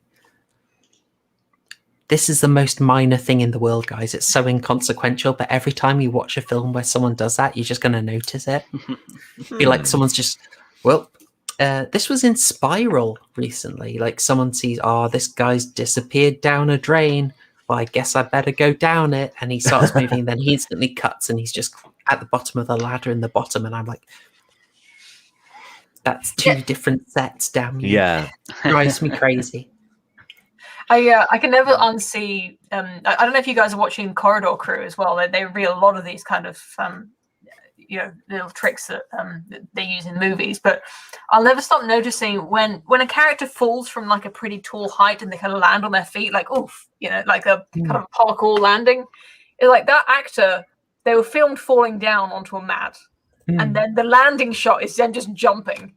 Yeah, right. They're just jumping on the spot and then falling down often. And I always see it, but the shot where they're landing is like, oof. Yeah, you notice this stuff, and then it's just on your mind throughout the whole movie. The other thing I find is wonky mustaches. Drives me absolutely sparse. Oh, come on. Surely, if you're watching a film and the guy's mustache is asymmetrical. Never noticed it. No. Ruins Carlito's way for me. Anyway, so we follow on the sort of cave-in sequence, and we get to what I was sort of hoping. I thought this would be a winner with you guys. Listen, it's a good film. It's still a good film, in my opinion. But to be honest, I blame the fact that I've got access to trivia on this. Because a lot of the things here are like factual inaccuracies or continuity errors and things like that, and I'm just like, oh man, we need to talk about them because otherwise, no, it's absolutely fine. Go for it. I was wondering how you thought about the sort of the sequence where they have to cross the gap and they have to sort of climb their way along, which first gives you the sort of idea that there was a team down here before. Yeah, I quite like that. It was good for dramatic. I mean, it was a good dramatic scene. See, the thing is, because I'd already had this suspicion of Junior at the very beginning of the film, I felt like she was going to be, safe in that scene because she was the last one to go over, if I remember correctly. Yes. Yeah. So she was the last one to go over. So I was like, okay, yeah, they're going to be. She's going to be fine because you're going to need that dramatic scene at the end, no doubt. Yeah, it's all right, Empire. It's all right. It's a good film. It does the job. I thought does the job. that scene just really worked for me so well. Like, I agree, you don't need the crawlers in this. This works brilliant for me. It's just so tense as it is. I thought that sequence is so good at establishing the stakes here, and it doesn't let them get away with it. So there's a pain. I was so invested. I was so connected. I could basically feel the arms aching, and I could really imagine how unbearably difficult it was to be climbing that and putting the hooks in and the ropes in. Yeah. So this is a question I have for a climber. I know that there's a few things she could have been doing. It wasn't clear what was actually going on with her hands, probably because the actress wasn't actually doing it. But so there's a cavernous, what do you call it? A craggy rock ceiling, and I can't imagine she's literally like pinching the rocks. Yeah, I know that climbers sometimes you can like literally shove your fist into a gap and like twist it so that you can take your weight on it. That's like a kind of desperate times, desperate measures kind of thing you can do. Yeah. To if you don't have a handhold. I didn't know if that's what she was doing. I don't know why it wasn't. Was it just not clear to me? Did I miss an establishing shot that showed how is she actually holding onto the ceiling? Yeah, I think they didn't give you that information. No. I think they were keeping it quite murky, but I was thinking like she had some tiny ledge in there that she could work in. You like to put her fingers over. But they did. They didn't give you an establishing shot for that. I'll grant that fully. But you could feel the pain. Like every second she's dangling there trying to get the carabiner into what about the rope burn? I was going to say, talking about feeling the pain.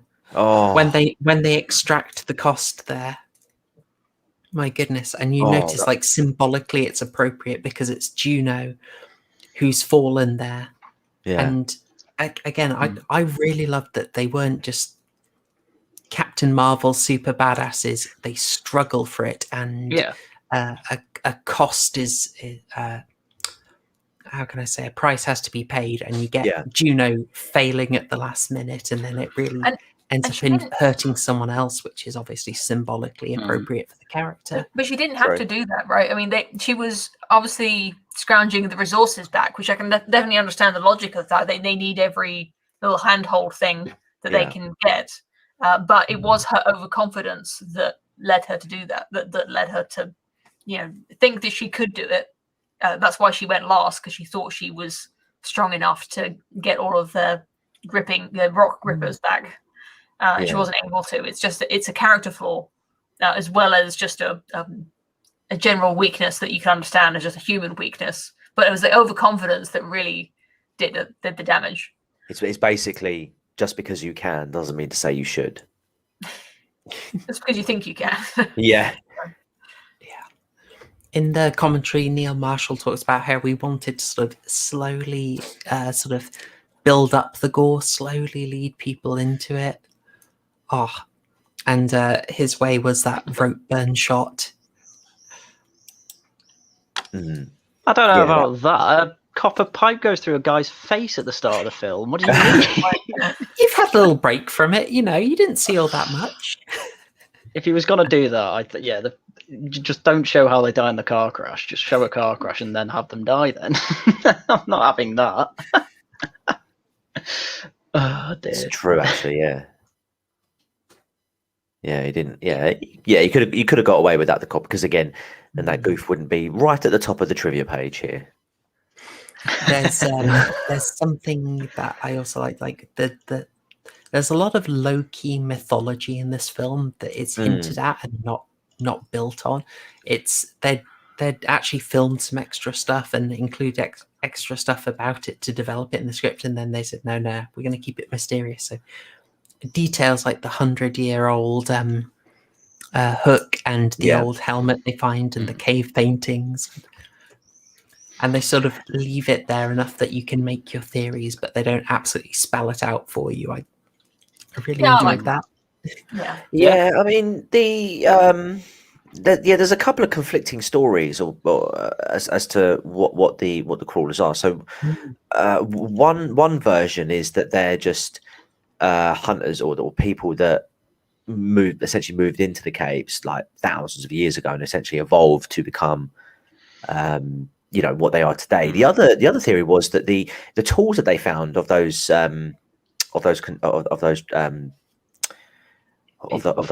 people before, that's it, thank you, are actually the crawlers. They just never left. So it's not really long enough ago, though, is it? no. Yeah, I just took it as it was the cave people who drew on the cave, and then eventually they evolved into it. That makes more sense to me. Here's the thing about the cave drawings. I'm just trying to find it here. Actually, carry on. I'll let you know when I find it.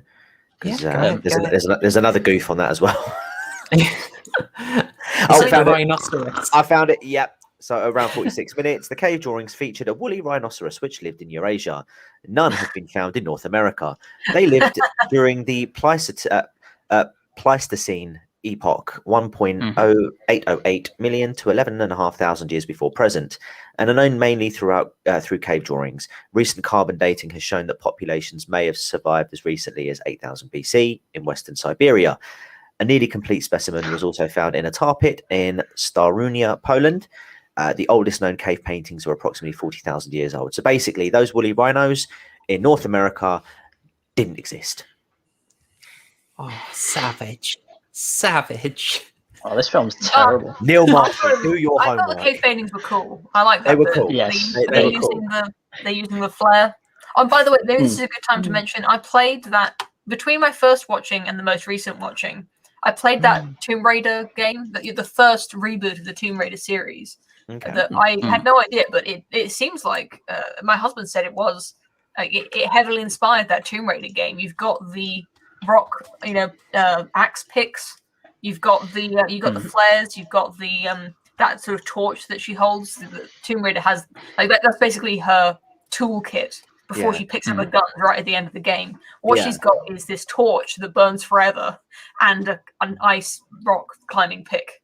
Yeah, they mentioned Lara Croft in the film, actually, didn't they? Oh yeah. Yeah. Oh, I'm not going down there. I'm not Lara Croft. Well, I think they say Tomb Raider, but yeah. Tomb Raider. Whatever. that's me being with the autistic detail. Yeah. Proper horror show. Is it Lost? Did you make Lost? Oh my god, it's close. I just thought I'd put that together. I'd see how long it would take. It's not the best Lost I've ever seen, to be honest. The hospital. The only reason I got it is because it's a hospital at the start. I wanted to make it all out of the hospital and I couldn't. Yeah, that would have. Yeah, but then it would have been more obvious. Haryan took. Well, that is good. The one in the bottom right, I thought I'd use Sarah with Beth's body, and then I thought that might be a bit taking away from the moment. Honestly, Harry, you talk about autistic attention to detail, and then you miss. Well, Poe's autistic. I'm not. I'm not autistic. Yeah. So it's we see the ramping up. We see the group sort of paying the cost, and effectively like it's starting to turn on Juno, and then it culminates. We get oh crikey, what's her name? She's played by Nora Jane Noon. What's her name? Her name is Nora Jane Noon. Holly. Holly. She's Holly. Holly runs off. One? Yes, the Irish one. She runs off. She's too keen. The group tensions are rising. She goes off. She falls down the hole. And Juno is the one who has got hold of her. But again, she's got the will, but she doesn't have the competence. We are seeing a consistent character detail. She is jumping to lead, but she makes mistakes. She blunders, and it has heavy costs. This is a scene that caused such like verbally how can I say, just massive audible wincing when I saw it in the cinema, like a whole cinema going when they saw it. That is the best thing about watching a horror film in the cinema is the gasps. Yeah. People were struggling with this in 2005. This got I had trouble watching the scene properly. Yeah. So I really hate any bone sticking out of bodies like that. It's really well done as well. Yeah, it was really well done. Yeah. I mean, again, I have to reference back to Dog Soldiers. If you've seen that, that's so much worse. I mean, I guess everyone's got their own kind of peeves, but they take it to an extreme, like almost a comedic. I don't know if you guys have seen the movie Severance. That was the only thing that I was thinking of watching the scene in Dog Soldiers. I won't spoil it because that's not what we're spoiling in this thing, but it's body horror. Yeah, we do have to talk about well, maybe not Severance specifically, but the director, I think it's Christopher Smith. Interesting guy. He is a guy who ended up writing and I believe directing Triangle, which I'm a bit obsessed with at the moment. And this guy's been all over British horror. He did Severance, he did Creep, he did another one that I'm forgetting, and he had a film out I think last year with, gosh darn it, what's then? She was in Spaced and she got married and changed her name, so now I can't remember it. Daisy from Spaced, I mean. I don't know what her actress name is. Yeah, I can't. Jessica Finley something. I feel so bad now. I'm not going to look it up anyway. She is she's in that, so I want to check that out because this guy's got an impressive filmography. We may end up talking about it. So yeah, again, we're getting a variety of horror, something that is very relatable and really gets you. And it sounds like that has had quite a good reaction from everyone. I do appreciate that. It's one of my favorite tropes of horror where it just does get worse and worse. Where their chances of survival, as soon as there's the cave in and they've already cut off the way they came in, it's already like high tension. Like, are they even going to get out? And then every single thing that happens after that, it makes it harder for them to believe that these women are going to escape, or even one of them is going to escape. It's like your expectations for like what is the best thing that can happen. Like, forget that you're watching a horror film, right? Like, if you're like genre savvy, you know they're all going to die except for one, probably. Yeah. But there is a part of your mind that isn't aware that you're watching a horror film, where you're still on the character's side and you want them to survive, and that hope of survival gets like taken away from you in stages. Yeah, definitely the odds are ramped up. I mean, I like the way they gave them hope, which is, you know, like all the old stuff, like the really old stuff. It's of these miners came in and they went the other way, which means they got into the cave via another way. Like, I quite like the logic of that, because it also implies like you're going the wrong way to them. Yeah, like they're doing this wrong. I like the sort of low-key tension that comes from that concept. Yeah. I hadn't thought of it that way. Yeah, I liked it. I mean, it's especially at the end. It's like it's really explicit because what they're going on at that point is they're going on the arrow markings on the wall. Yeah, and they have to remember to go against it. I thought that was quite nice tension. I mean, the thing with the miners, they whoever left those arrows in the hook, I liked when it's first revealed that they're there, that there has been other people there. There's a hope with that, like we're not the first people who've ever been there. That's right. There's also this idea, like I think these people died. Like, I think these people died down here.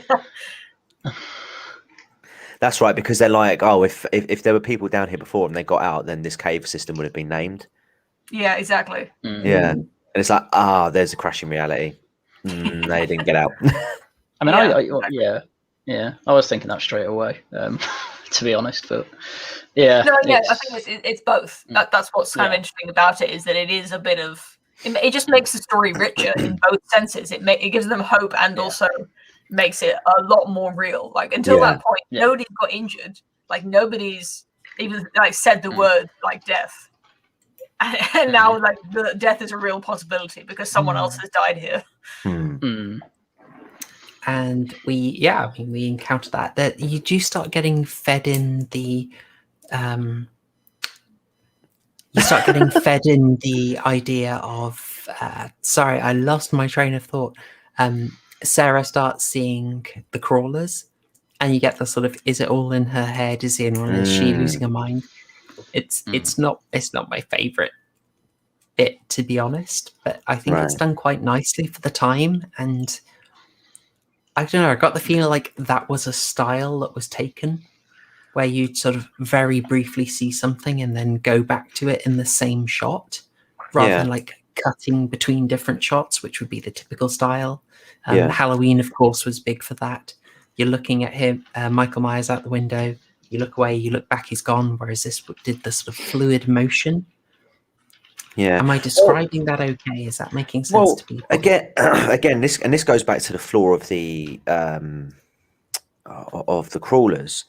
So again, they're supposed to be blind, and yet when Sarah first sees them with the torch, again that crawler reacts. Well, presumably reacts to the light, because she's not making any noise. If I remember correctly, I'm pretty sure it reacts to the light and then runs off. Now, surely it shouldn't have done that. But again, that's just a tidbit. Again, like you say, for the dramatic effect side of things, it's just it's one of those.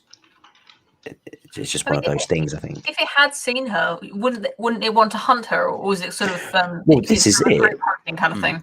Yeah, I mean, they seem to be quite aggressive anyway, don't they? I mean, they don't shy away from them, but this one seems a bit startled and runs off. You know, I thought it was sort of scouting them out. Like, it worked out there were way too many of them, and that it's sort of building up confidence. But maybe, maybe. You do get a bit. Again, we are going to find that the crawlers aren't exactly easy to consistently explain, because shortly after this, if we're going on, he sees a group of them, so he sort of nopes out. Yeah. After that, we do get surely one of the best scares in the whole film. With the camera. So many movies have taken this. I really think this is one of the first films to do it this way, to just casually, just in the footage, just casually have the thing there. It's just, I mean, what is it doing? It's just standing there, like it's. I was gonna say that. Why is it just there? I'm not saying, I liked it. I think it's great. Yeah. It's great as a reveal. It didn't take me out of it. Just thinking back on it now was the only time I'm thinking, like, was it thinking about biting her, or it was like preparing to do it? Like, why was it hesitating? It was blind. I don't know. It was checking them out. It was feeling confident. Maybe it'd been sort of stalking them. You know. I wanted to mention about the crawlers is that something that kind of stands out is you're kind of used to watching films where the creature is super strong. You see these things, they look so unhuman, like animals, and you're kind of expecting. I don't know. I found myself thinking, like, these animals, these crawlers, they really are just humans that can't see. Like, they're brutal. They will bite you. They will attack you. But the way they fight them off, it does give them their advantage is the numbers and the fact that they are adapted to the cave environment. But actually, they'll go down to a few, whacks with with an axe or with a just a blunt object. Just like a human would, which makes sense. That they're not super. I mean, they are supernatural, but you can kind of believe like these were evolved just like humans. They're hunters, but they're not like werewolves. They're not supernaturally strong or like hardy. No, yeah, because they can be killed because they were overpowered by them. Which at first I was like, how are they doing this? These are like natural born hunters. But then when it was like, oh, they can't see, I'm like, well, they've definitely got an advantage then with light. So yeah, that exactly. makes sense. Yeah. Like they actually have an advantage, like being able to see. Yeah. If you have a light source, it's a massive advantage. Yeah. But it wasn't often that they'd kind of use you're in total pitch darkness and they can see you, but you can't. Well, not see you, but you know what I mean. They didn't really do that, I found. Or that I can remember. Was there ever a point where they were in pitch black and being hunted? Or because I always remember there was a light source. You just can't film pitch black, can you? It's not really possible. So they didn't True, but I mean, well, I mean, they could with the because they had a night vision camera, so yeah, they could have done something with that. But they did do something with that, but only once. They did, Harry. Yeah, it's something they kind of have to focus. Look, just there's lots of phosphorus, okay, Harry? Tons of phosphorus. Jesus. Okay, all right. I mean, Harry, you're watching that scene. I'd like, how did that get you when the thing was there? Did that give you a little spook? I'll be honest. As soon as I saw night vision, I'm like, there's going to be one behind them. So I was like, yeah. It didn't really. No, the only bit that really got me in this film was the claustrophobia, I'm afraid. That's cool. It's so interesting because I got your take on this so wrong. I thought this was going to be the big Haryan winner. No, nothing beats Bly. No, I'm afraid. Okay. Pretty epic. That's cool. Yeah. Again, this in the cinema. People jumping out of seats. It was such a good experience. It's one of those ones when I show to people, you sort of watching the film, but at certain moments you're just kind of looking at them, like waiting for their reaction. Yeah, I admit it was a few years ago since I'd seen it before, and I'd forgotten that bit. I remembered the broad strokes of the film, but it got me again, just as good as it did the first time. Oh, fantastic! And the thing about them, like not being super powered, like them, they do go down. Is I think also quite subtle. It would have been easy to sort of, I don't know. I feel like an older school horror would have like one in there, maybe two, and they would be super strong, and you'd go down to sort of like the final boss girl takes her down. Whereas this, it's a bit of a free for all. The fights are actually really just messy. I like that a lot. Those scenes were quite messy, I must say. Yeah. And I just felt that had a really good way of grounding the tension. Like, these are things you can kill, but they are risky. And it'll be a messy fight, basically. Yeah. And it could go either way. I loved that. I mean, that was another bit I liked as well, where she kills the one with the rock pick or whatever you call it, and then she just hears a noise behind her and instantly just goes around to slash and kills her friend, and I'm like, that's what I do. Yeah. Again, it's not that she's necessarily evil. I mean, the vampires are the actual, they are the villains of the show, and yet Juno is consistently the one who just messes up. Like, she fails to do the right thing over and over again. Yeah, that was on my mind.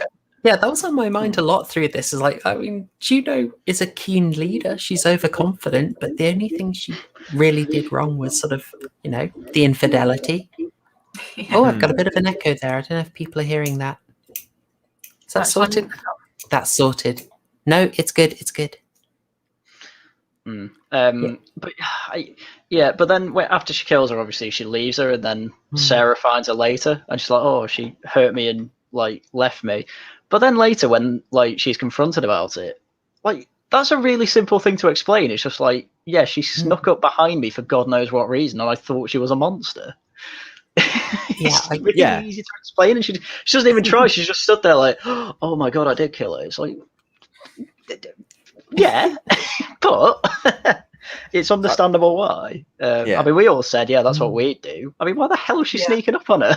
I mean, let's be honest. She was killed for the infidelity, not for leading them into the cave, into the wrong cave, not for killing Beth. Let's be honest. This was all about the Matt Hancockian aspect of her character flaws.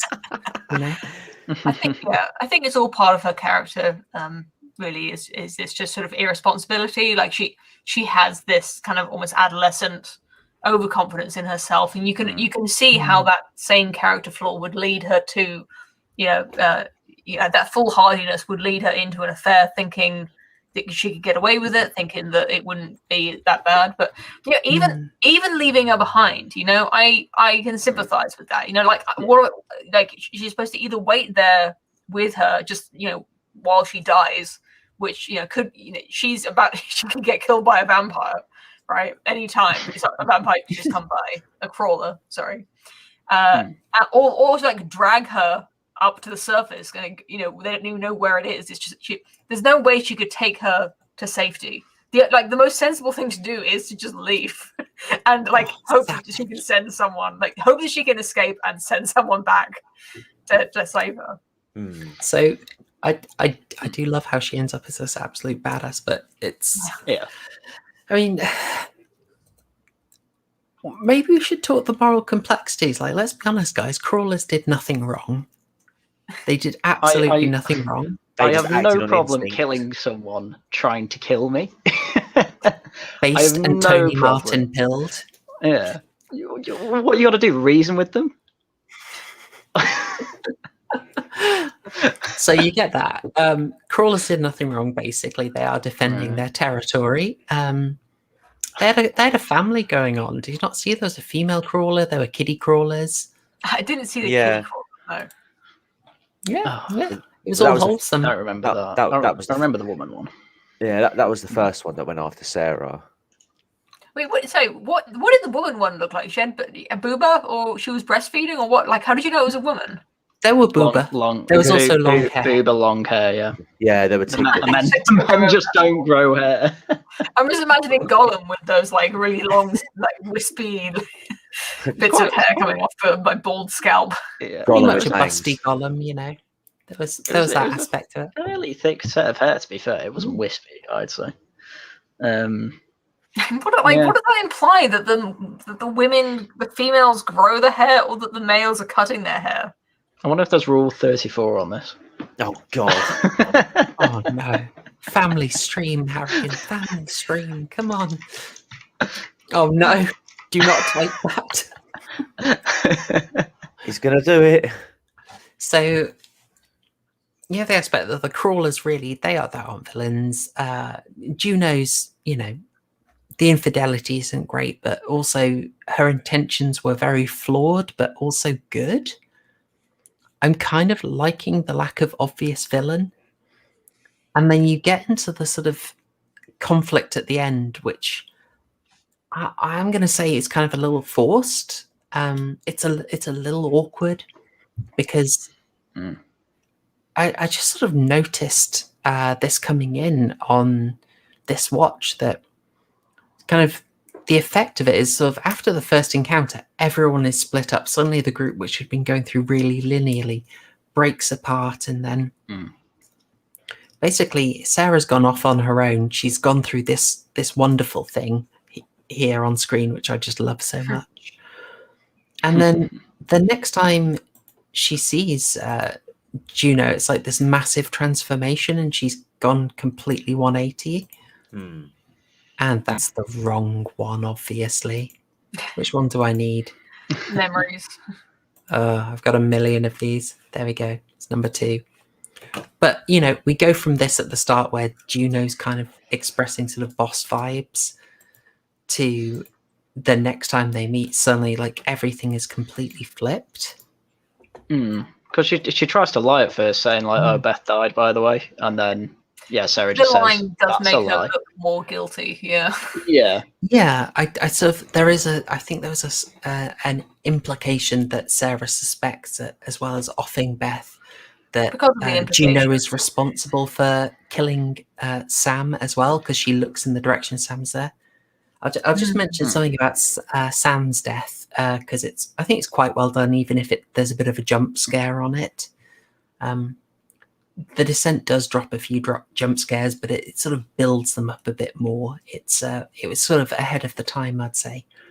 So Miana Boring, who plays Sam, was filming the scene where she's dangling from the rope and she's struggling, and she ad-libbed the Swedish swear word "offarn," and in the edit they thought, that's really cool and authentic, but it's kind of like sounds like she's saying, "Oh, fine," in a sort of haughty way.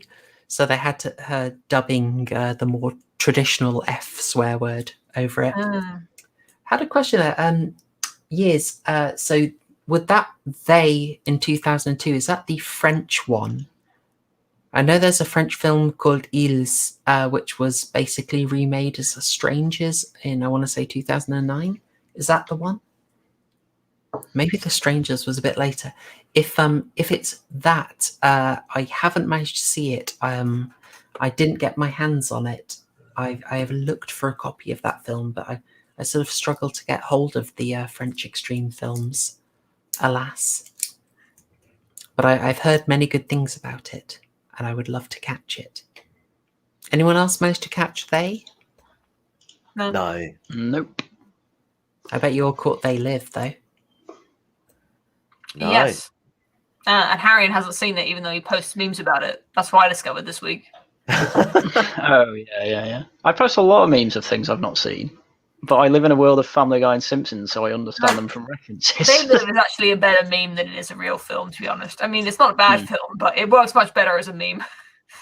It is very, very, very, very slow to start, and it kind of goes all over the place. Like the idea is so very strong, but the film is a mess. Yeah. Can you hear my husband? He's fallen asleep on the sofa and he's snoring now, so he won't be sniping about how bad. I can go on mute if you want. Poe is husband shaming again. I'm just describing what's literally happening. There's nothing wrong with snoring. He's not doing it on purpose. If you can get him in shot, then we can do the green line, red line thing again. We can just completely flat out. Oh, don't worry. It's all good. Yeah, so we sort of get a bit of a forced conflict between Bev and Sarah and Juno at the end. Like, how do you feel about that? Did you feel that was forced? Did you feel that worked? I think it didn't work just because at the time I was paying attention. I wasn't like I was reading Twitter while I was watching this film, and yet I didn't quite follow what was going on with the crawlers and exactly what happened with there's the inscription on on that little silver feather that Juno leaves behind on the girl who she killed by accident. Yeah. And that inscription seems to set off Sarah realizing, understanding about the affair, which she, to be fair, she might have had suspicions about before. But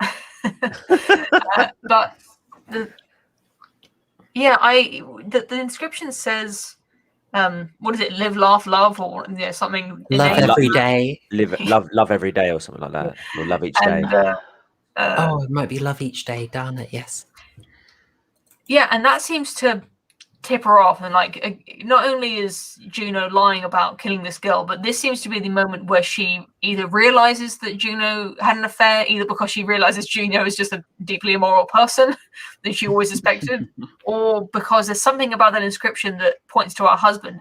I don't know if any of you have seen The Edge with Anthony Hopkins and Alec Baldwin, where there's a similar plot point about an inscription and an affair. No, that made that connection in my head. Like maybe that's what tipped her off. But anyway, there's something going on with that. And then there's just the geography of what's going on with the crawlers in that scene. And like, is there a way out? Like, are they in a corridor or a cave, like an open cave, or like what exactly is going on here? I don't know if that's the bit you're talking about, or that's a bit later. Well, it's sort of the bit where she decide, they are going together, but it's almost like, I think it's the knowledge of the affair maybe tips the balance, and she just decides, look, this is one heck of a fight.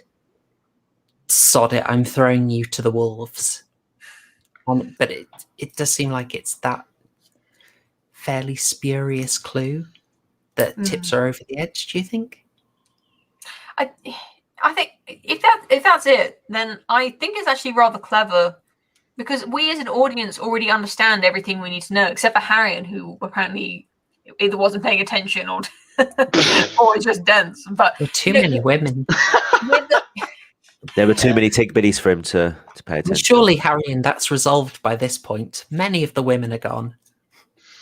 That's true. I mean, the fact that we understand that there was something going on between Juno and Sarah's husband, and that that was the reason for the Juno abandoning Sarah and everything that happened after that. There's it's very interesting as a choice that if the inscription did tip her off, that we don't know why that is. It's just we knew it already.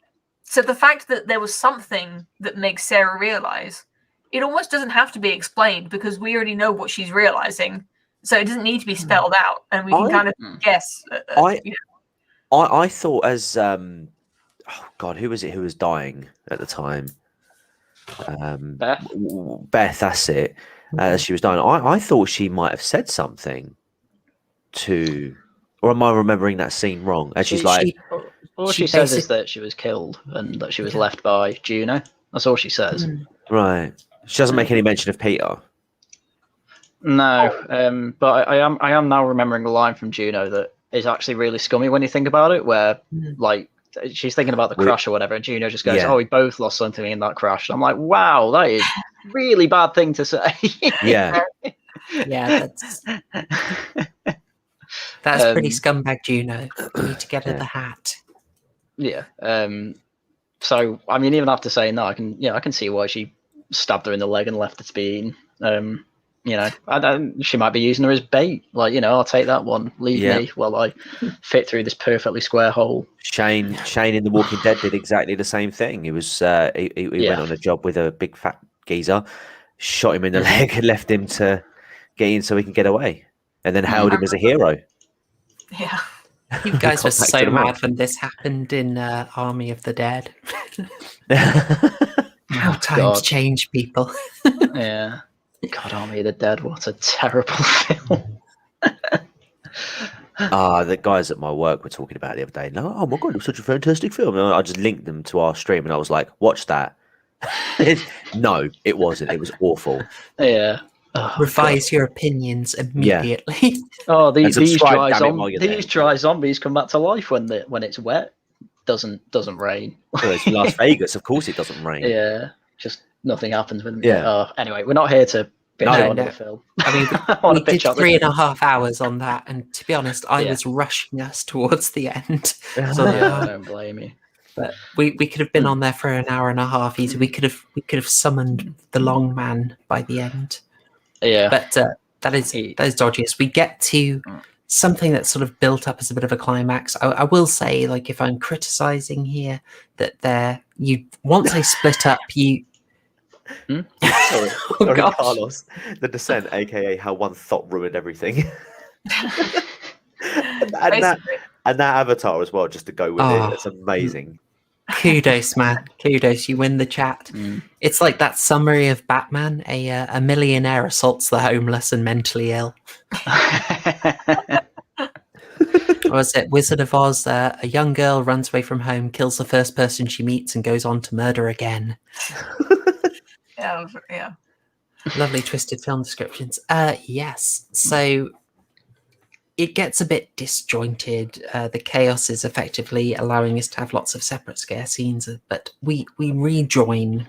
It's kind of nice how they illogically end up together again in the cave system, even though they've had no plan to. Yeah. And then we get almost what we have to what we think is a final fight. I love the build up to this. The two of them together, it's built up like the final fight. I love the posing of the 3 crawlers. That looked so symbolic. I couldn't quite put my finger on it, but it felt like there was something kind of specific they were going for by the fact that they had three of them guarding the exit. Yeah. Okay, do you have a screenshot of that? I'm having a hard time picturing it.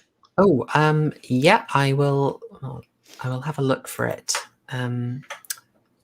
Actually, I'll mute myself and I will. I don't. You guys still can't hear that snoring. It was just it was building in fish just now.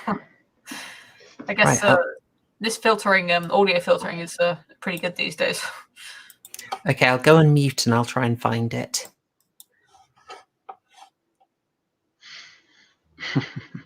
Yeah, I mean, is this before or after the leg's been? This is before. This is just before. Yeah. Because because she looks a bit mental before what's she called? Sarah, when she's covered in blood. Just looking at, she looks up, doesn't she? Sees the it's like the Carrie moment. I tend to think of the character's state of mind. It's kind of like, it doesn't have to be a straight line throughout the entire film, but you kind of, I feel like from scene to scene, you can usually draw a line between the character's state of mind, and there's a kind of momentum to that. So the fact that they team up and fight together momentarily kind of disrupts this descent of Sarah's state of mind. Like the fact that they're having this confrontation that's on the screen right now. Yeah. And then they team up. It's kind of a little diversion in that trajectory. Where if it was a misdirection and it was, all along it was, she was going to leave it behind. I mean, that's kind of implied, but it's very, I don't know. For me, it seems quite a little bit of a bump in the mood, in the old mood meter graph theory of screenwriting. I think about this sort of stuff a lot when I write a little bit myself, and I use these sort of tools to think about films that I'm watching and enjoying as well. Could you tell us a little bit more about that? About writing or the mood meter? Yeah, well, it's just you need to understand the character's state of mind, and the whole film the whole story is usually a graph of the main character starts off in a place and ends up somewhere very different in a mental sense, in a character development sense, and it's when it doesn't have to be a straight line, right? You can have like a few really big bumps along the way, like it's often described as an arc where they start off one direction and then they go plummeting, or it starts off they're really bad and then they peak and then go down again, that sort of thing. But to have such a quick turnaround in mood is a little bit jarring, where especially when you got this relationship, which is kind of the core of the film, these two ladies, and they have this confrontation where they dislike each other, and they sort of like, you've been found out, we're not friends anymore, friendship with Juno officially ended, and then Crawl is my best friend. Just a little bit of it's a quick little S bend in the graph of their relationship almost. I mean, I can see why because they're not really fighting them together. She kind of Sarah leaves one of them to fight Juno, and then she's there with a torch and the axe, kind of like trying to keep him away from her. She's still looking out for herself. I wouldn't say they team up at that bit personally, because I've just watched it again, because I somehow I forgot about the best bit where she pops one of their eyes. It's a bit glorious. I mean, I like that. Such a gore payoff there. Yeah, but this was another fight where it looked like the crawlers could see, because they were doing a lot. Because it's almost like they were communicating. Because when two are fighting her, like one's like knocking off her legs, the other's like trying to bite her neck and things like that. It's like, how do you coordinate that well when you can't see? But I like the fight though. If I kind of ignore that one bit that comes to mind, but because I like the eye popping bit, that it's very gory. It was enjoyable. Yeah, the eye popping bit was pretty good. They've sort of earned it, haven't they, to really ramp up the gore. It's not been shy, but at this point they really ramp it up to really get you. Yeah, and the old classical knee to the nuts as well, several times, and the old high pitch. Like, yep, no, I feel you there. I just feel it's just very good at sort of, it builds up to it. After laying the groundwork for the gore, you get this pause, you get this sort of encountering the three guardians here. I mean, I love that image because it's so set up, like the final confrontation, like they are guarding the exit. Yeah, but there's so many more of them though. That's the thing. Well, yes, that's where you get this beautiful turn, like the emotional turn of actually you go for effectively a betrayal, which is meant to, I don't know, maybe feel a bit more like a revenge, or justified revenge on Juno. But it's kind of more just like a betrayal, or like, say, screw you, I'm getting out of here. Yeah. Screw you guys, I'm going home. Yeah. And that light coming through, that, as I recall, doesn't end up being, that's not a real exit, right? It just looks like it is. Is that right? It's not more phosphorus rock, is it? If it was more phosphorus, I'm going to lose my mind. She gets through it. People referencing Bone Tomahawk here are actually you're on a good one there. That is, I think it's probably not impossible that was a bit inspired by The Descent. Somehow I didn't think about Bone Tomahawk. I went through my list of like best rated films ever quite thoroughly when I was coming up with my top 5. But if I thought of it, I might have bumped off misery to put Bone Tomahawk in there, just because this is really going off topic now, but since we did my top 5 earlier, I love Bone Tomahawk, and I would recommend it definitely for people who like grounded character development and horrible gore. Yeah, the director's so interesting. I saw Bone Tomahawk, loved it. I found Brawl on Cellblock 99 confusing but very compelling. That's great. I think there are like obvious problems with it, but to be honest, it's so charismatic that I let it off. Yeah. And I haven't seen Dragged Over Concrete, but I really fancy it. But I mean, the guy's 2 for 2 in his filmography with me so far, so that's pretty sweet. Yeah, so we get to the end, we've got the big confrontation, but then you think your triumph thing, you get the emotional kick in the guts, like the fairly horrible fate of Juno there. It's pretty nasty. I mean, the pickaxe through the knee was something that I thought was so vivid. It's a creative injury. It's something that feels very sort of relatable. Like, I mean, that got a huge wince out of me. There are certain points in the body that are especially vulnerable, which correspond, I found out recently, to which parts of you are ticklish. So that if you listen to the Dark Horse podcast, they were talking about the origin of the ticklish response. But just to get around it, you may have discovered that the backs of people's knees are a little bit ticklish, or the caps of the knees, the armpits, the neck, places that are extremely vulnerable that aren't protected by like a bone layer. Those are the places that you need to learn to instinctively protect. So when someone tickles you there, what they're doing is teaching you how to go like, no, don't touch me there. And the back of the knee it's one of those places. It's like the blood is close to the skin. It's a place where you can bleed a lot. If you're being attacked by an animal with teeth, then protecting your wrists, your knees, your neck, are all places that you want to instinctively protect. And the knee, like, it's the kind of like the fingernails thing in movies. Like, there are places that are worse to be injured, especially watching a horror movie. Yeah, I did not know that, but that makes a lot of sense. I like it. Yeah. So, and it also does. We could have seen her torn to pieces, but I mean, just leaving that horrific fate to your imagination is so much more powerful. And then you're on the way to one of 2 endings. We get. Now, this isn't. I mean, I know what you're talking about. I was wondering is there any point in the development where one of these endings was the only ending? It depends what you'd mean by that. I mean, they produced it, and I think for the American audiences, they decided they would end early, but the UK audience, they got the full vision. I think it was decided,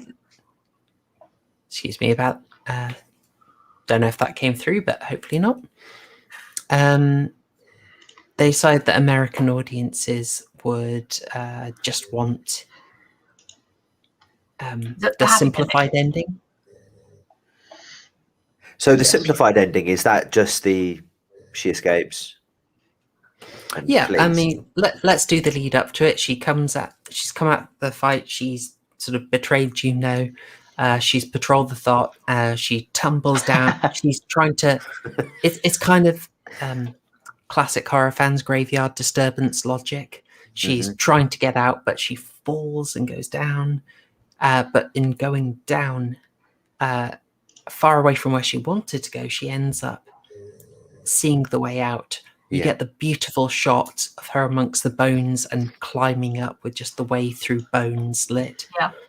I mean, if we're going for the idea, like, this is about fighting grief and trauma. We've seen her effectively rebaptized in blood earlier, reborn through that. She's now sort of climbing up over the bones. She's got to climb over this death on her way out. The visuals are very strong here. It is lovely stuff. And then finally, after all that, she breaks out into daylight, and it just looks so absolutely stunning. Yeah, well, as I said before, it's a perfectly square hole as well, which I found funny, but then that's kind of explained why it's that. just I think it's very cathartic. It's like a huge relief just to be out of the cave at that point. Watching that, and I think I don't know how I feel about the ending, because I like. Well, I don't know if you want to go into the the ending that we got, where it was a dream. Yeah, we'll do the whole thing. Yeah, see, that was the ending. Because this is the. You all right? What? Oh, it's not disconnected, has That it? phosphorus guy, please no. Yeah, I just realized. Yeah, go on. The ending that we got, I was a little bit surprised that it was over, because the fake out ending was so much longer than the real ending. But I also do like that haunting quality of her vision of the birthday cake. I like that ending. But after seeing the long fake out ending, it feels like it feels quite odd, like the pacing of it. I don't know. Yeah. I got the birthday cake ending. Well, you got the fake out ending first, right? That she escapes and then. Yeah, just don't have it in if you're going to have the birthday cake one. I think it should have been one or the other. Oh, I thought that. I loved that. I thought. Okay, so this is obviously dividing opinion. It's you've got. I think they needed to invest enough time in it to give you the chance to believe it. I believed it. I was actually going to say I think it went on too long, the fake out bit. Because I believed it, like when she got to the car. You just needed that to drive away, and as she's driving, maybe see the thing, not while she stops and waits for ages. And you got the massive lorry driving past as well. It's like, what's funny is I misremembered the ending. I remembered that there was a fake out ending where she climbs out, but in my memory, she gets in the car, she drives away, and it's the spike coming through, just like what killed her husband, and which it's foreshadowed earlier in the film, where she has a daydream like that kind of shocks her. It plants the idea that she has these kind of traumatic memories, and that would then be, then followed by this huge sort of daydream that she has while unconscious, that is then ends as all her nightmares end, with the spear coming through the car window, and that's when she wakes up. But instead you get this weird, like, she looks and Juno's there covered in blood. It's Juno, right? Yeah. I expected that. I expected we were going to get some ridiculously dark ending, some serious kick in the teeth of the van coming through again. But I'm with you. I think the fake out ending with the pipes would have been much stronger. I would have loved that, and I wish they'd gone for it. Yeah. Teabag, you're back. Did you? Yeah. Go for it. Oh no, sorry. Go on. You were going to say? Oh, you ended up being cut off, so I wondered if you wanted to talk about the ending a bit more. Yeah. So I misremembered the ending myself, because I remember seeing this film obviously quite a while ago, and to my knowledge, I only remembered it ending when she escaped, and sort of like the film ending there. So when it faked out and put her back in the cave, blowing candles out with her daughter, I was a bit taken aback by that. I was like, oh, that's not how I remember it ending at all. Did you watch the American one the first time, perhaps, then? Quite possibly, yeah. That's very interesting. I like the idea that you were super, super faked out, because before. That's wonderful. Because I was like, I'm sure this isn't how it ended, because I'm sure the sequel just picks up from where they left off almost. But again, I could be misremembering that as well. If you'd like to go on a self-indulgent tangent, I'd just like to mention another horror film, The Wicker Man. Not the one with the bees, the Nicolas Cage. The original with Christopher Lee. And I watched that first, I think it was on DVD, with a friend who said it was good. And I just really couldn't get into it. Like, it was just too weird. It was very slow moving. And then years later, I watched a downloaded version, and it was brilliant. I loved it. Like, it was so I felt the tension, like pulling the plot along, was very good, and the pacing was good. And I found out that I'd watched a completely different cut. to this day, I don't know if it was the director's cut that was good or the theatrical cut that was good. No way. I really recommend watching The Wicker Man, but you have to watch the good one, and I don't know which one the good one is. Just watch them all. Yeah, watch both and find out. Yeah. If you're watching it and get bored, turn it off and watch a different one. What if you get bored on both? Whichever one lasted longer, that's the one Poe watched. Oh, if you watch the long one, that is the director's one. But there was a whole. If people don't know, it's this weird story where they found a whole bunch of extra reels for the film under a motorway when they were doing construction. No and way. Seriously, yeah. So, and from that, the director Robin Hardwick, I want to say, I should have looked that up. Did manage to assemble the director's cut. Nice. I want to see the Snyder cut. Every time. Terrible. I've got to look it up. Oh, Robin Hardy. Alas, close enough. But yes, The Wicker Man's pretty amazing. If anyone hasn't seen it, it's funny enough because the chat was talking about a film called The Acolyte, which is effectively a modern version of The Wicker Man. I feel like I've seen the trailer for that. Yeah, it's pretty competently done. Pretty good. I enjoyed it. It had some creative stuff, and it gets very, very weird. So yeah, we end up here with, I think the true ending has to be the birthday cake ending. The idea she never escapes, which is effectively, I guess, if we're going with this symbolic reading, she never really gets over her grief, but in a way she makes comfort with it. It's incredibly dark if you take that reading of the film. Yeah, well, I think symbolically, it's like what happened in the film that let her, like, okay, so she did escape. Like what symbolically happened with her and Juno that let her escape? It's like, okay, revenge is finally the last thing that you needed to get over your revenge. To kill the girl who cheated. Like it was the homewrecker. She like, let her go.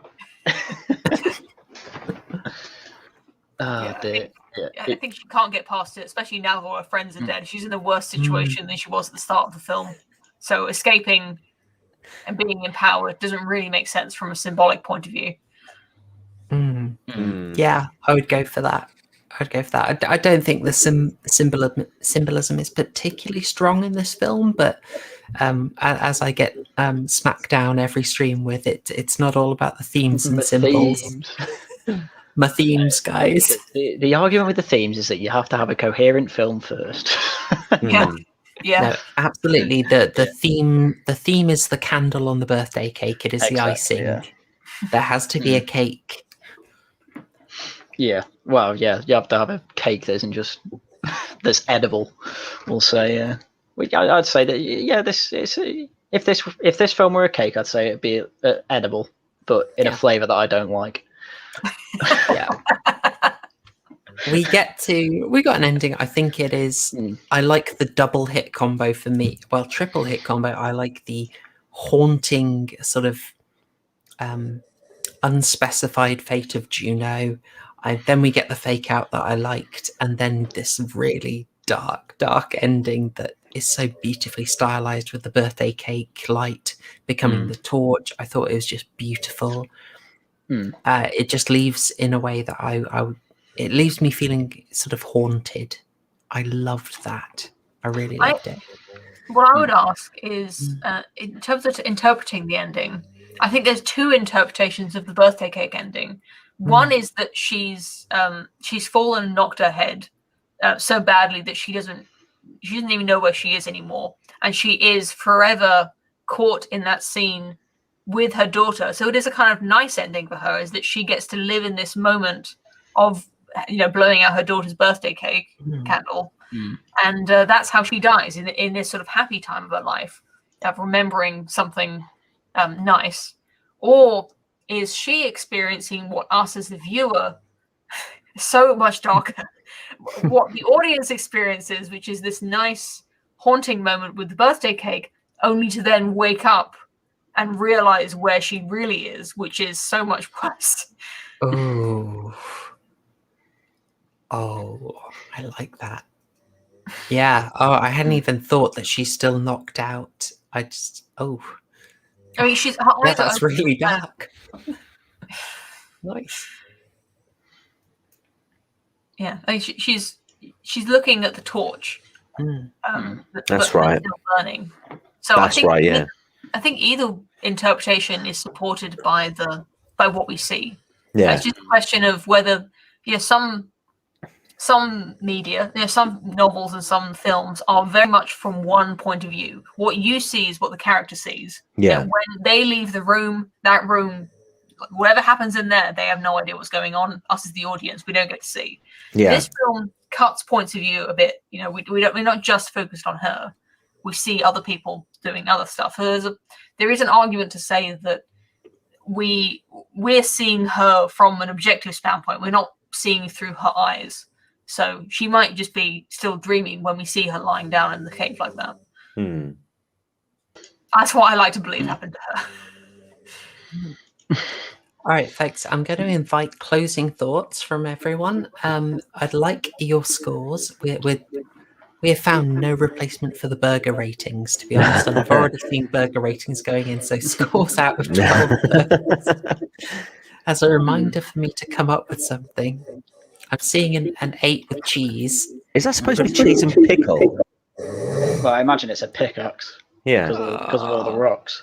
Get it? Haryan, can we have your score? Score and closing thoughts. I'm probably gonna have to settle on a middling 6. With cheese. There were good bits in it, but the problem is I don't know how much that's influenced by the fact that I didn't really like any of the characters. Because I do try and get these scores quite kind of objectively rather than what I personally think, as I always say. But I mean, the film was competent. It made sense, kind of the whole structure of it.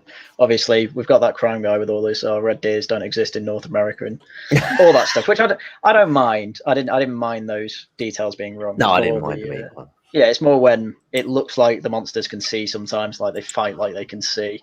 Yeah. More interesting stuff I think could have been done with them, but as you say, you can't really film in pitch black. But yeah, the claustrophobia, I think they could have done a bit more with that, because later on, they're climbing over. It's not really claustrophobic, that. It's more you're going to fall to your death, which is a bit of a different. That's more fear of heights, I'd say, which is fine. You get both. Yeah, I mean, you're going to die either way, so it's a fair fear. Yeah, it scared me a bit. The monster I didn't find that scary. I think it started to fall apart a bit for me when they introduced the monsters, but they were fine to be in it. And yeah, the cheese is there because of the entertaining bits, and as I say, it was a competent film. So yeah. Okay, 6 with cheese. 6, That's pretty yeah. sweet. I was expecting a lot worse. That's nice. No, it wasn't. Yeah, I think. Well, everything you say is good. I do agree. Generally, with so. Yeah, it wasn't like terrible. It was definitely better than most of the films we've seen here. It's definitely the best. It's definitely the best all-female cast film I've ever seen. Nice. Take from that what you will. We'll go. We can go with that. I mean, in fairness, exactly. You point out you didn't like the characters, and that is, that will kill a film. I was watching the 1995 Pride and Prejudice recently, and even though the actresses were doing a good job, I just hated the characters of Mrs. Bennet and Lydia so much. I was getting genuinely annoyed at them. It was ruining the. It went beyond like, oh, what an annoying character to just. I was raging. Yeah. I have strong feelings about Mrs. Bennet. Yeah, I didn't hate the characters, as I say. I just find them annoying. But that honestly might just be because they were women only interacting with women, and they're quite annoying when they do that.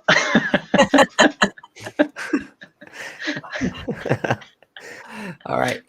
How about that phosphorus guy? How you doing? Yeah, I again, like I know I'm sort of dogging it with the old goose and stats from the trivia, but in all honesty, it was a pretty good film. I'd give it a 7 with a nice healthy dollop of Burger King foot lettuce. Yeah, I mean, sort of what Harry sort of mentioned, I sort of echo with regards to, for me, the film sort of fell apart slightly when the when the crawlers were introduced, and I think they did one bit when there was like a whole bunch of CGI crawlers, and I thought, no, I'm not feeling this. What I'd really like to have seen though, is them do this film again, but without the crawlers, and emphasize more on the claustrophobia, the danger that they were in, and obviously the fact that Sarah hadn't taken her meds for a while. So it would have been nice to see something along the lines of people get trapped, one person goes crazy, starts killing. That would be more gripping, I think, if done right, of course. But yeah, I mean, yeah, seven burgers out of 12. Yeah, I could start naming films, but the very nature of what you're asking for sort of means I'd spoil them as the one person went crazy and did it. Right. Is usually darn it! It's such a trick because I want to name them and it's sort of Anyway, closing thoughts and scores. Yeah, it's a solid film. I have my own rating system. If you'll indulge me, I'm not on board with these burgers. That's absolutely fine. I'm a bit of a film diarist. I'm not like a committed. I don't review every single film that I see, but I do often give them a rating. And for me, 3 stars is I would watch it again. Like not maybe that I will watch it again, but that I wouldn't mind watching it again. 4 stars is I would recommend someone else watch it again, or that I would watch it with them. Sorry, I mean again. I would recommend it to someone who hadn't seen it. 5 stars is like, it's 5 stars, brilliant, perfect. I loved it. I think this is a 4 stars. I would recommend this. I would put it on at a party. If I had some friends around, especially a female friend, I would. I would like watching this with someone else, and I've seen it twice already. So that's by my own rules. I have to give it 4 stars. Which what is that? Like 9.5 burgers or something? It would easily go over 8 burgers. Yeah. I think you're talking about a 9 burger. Yeah, maybe 8 with cheese. There's nothing. Yeah, Dog Soldiers I would give cheese. Like that's quite charming. I think Descent is what I'd call solid, where there was no moment that was like that really delighted me that I loved. The way that some films despite whatever else quality is going on in the film, I really just am charmed by some films, and I give them a on Letterboxd it's a like. You can rate a film, but you can also just like a film. For me, that's the cheese on the burger. So I wouldn't give it cheese, but I would give it 4 stars, which is pretty solid. Do you hear that, Proper Show? Your favourite returning guest comes in here and slates our burgers as not being good enough. Wow. In fairness, these are sort of burgers off the lorry. What's wrong with that? It's stolen off a random Lotus Eaters thing, and we've just been using it ever since because I've not come up with anything. But I know the burgers work, man. It's a burger with the works. I enjoy the burgers. I say keep them. I do. Forget what Poe says. It's a great rating system. Yeah. All right, sweet. So I can see where everyone's coming from, to be honest. That's absolutely fine. And on the rewatch, I think, I am fully admitting that I am very generous in my assessment of this film, because it is doing a lot of the things I love, a lot of the specific horror tropes, like the good gore, the switch up in style, the character building that I liked, and the sort of leaving someone to a horrible fate, but not necessarily showing it. All that stuff that works so well for me. I'm probably a bit biased. For me, it's a solid 9.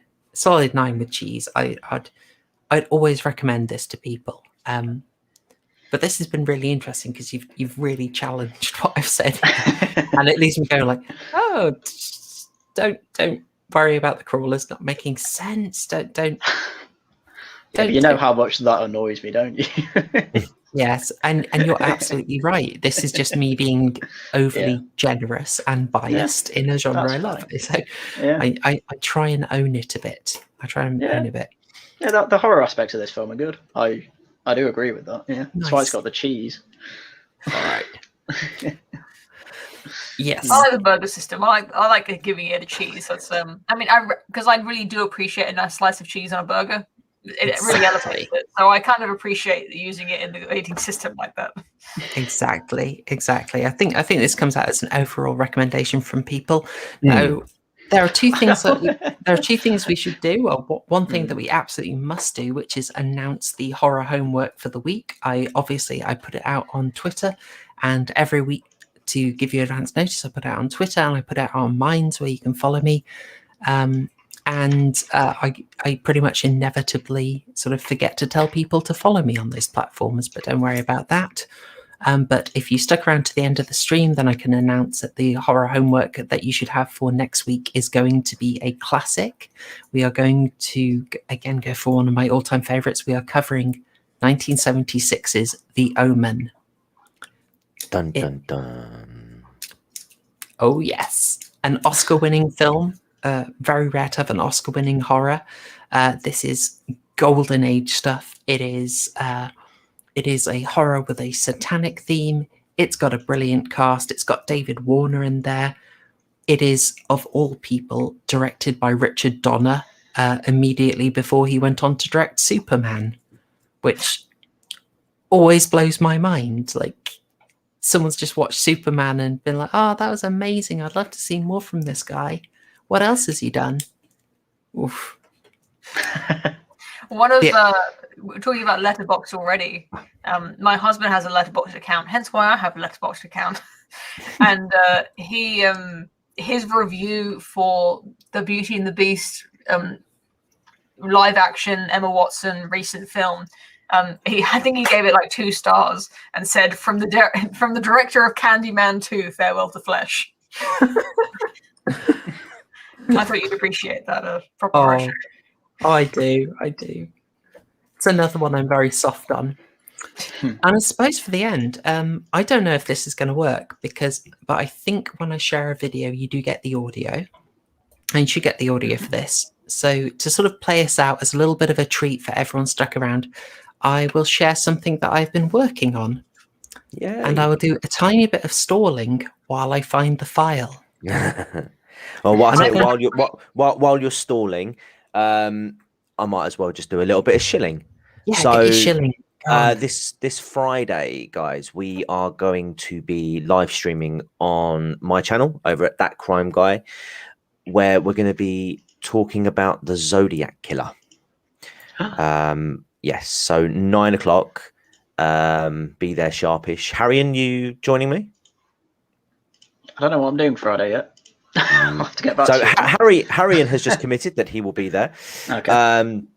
And I'll also try and get a couple of other guests on as well. Again, like if you weren't already subscribed to the channel beforehand, as you'll know, obviously Proper Horror Show wasn't streaming over the last 2 weeks. So as Haryan mentioned at the start, we did a couple of live streams over on my channel. So if you want to go and catch some content over there, as he mentioned, we talked about the old Florida man, and we also covered the Salem witch trials as well. So, definitely go check those out as well. And I do have a video that's in the works at the moment. Script is almost done on that. Once that's done, then hopefully the production side of it shouldn't take too much long. But yes, do what Empire says. If you like true crime, then please check out That Crime Guy. And you can also follow me on Twitter as well, at That Crime Guy.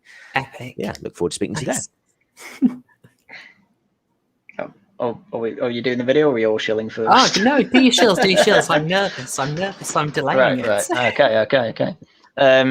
I came out with a video today on Matt Hancock because all of the media is talking about how bad he is for social distancing and not how bad he is for cheating on his wife and tearing 2 families apart. But then, well, there we go. Someone had to do it.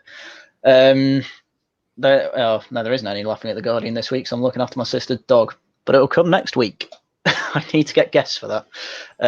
So I don't know who'll be on that yet. And then other videos out in the week, depending what annoys me. Because I don't script videos, I just make them off the fly. That's good. I really liked your Hancock video. I thought you did a solid job of that. That was nifty. Thank you. All right, and Poe. I have a YouTube channel. I have a Twitter account, and I'm active on both live streams, videos, tweets, selfies, hats. I mean, it's all there. You can find me. Poe the person is my full name, but my friends call me Poe. Yeah, go ahead if you want to hear more of my takes. But I'm excited to see this video, so I won't be stalling any longer. Because I know it's good, guys. I want to hear more from you, the Vox Populi, which if you ever rebrand, probably don't go for that. It's terrible. Absolutely. Yeah. All right, I'm gonna play you half of this. I'm gonna premiere it because I may do some meddling, and I'm still. It's gonna be awkward if this doesn't play, guys. All right, button is pressed.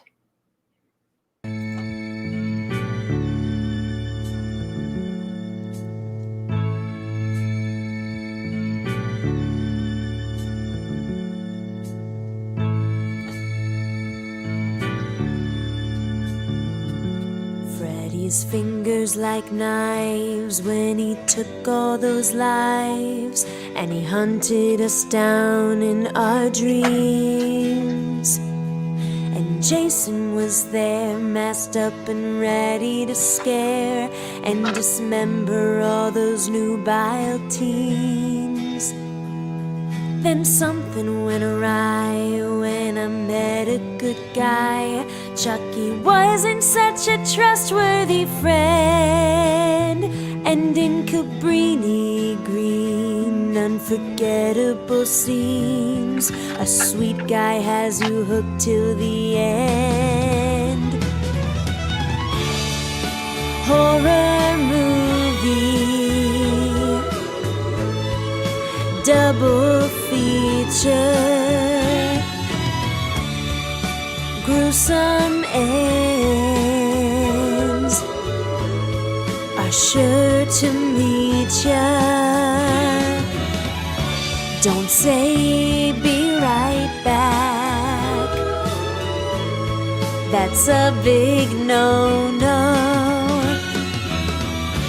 Janet Leigh stars in Hitchcock's Psycho. Whoa,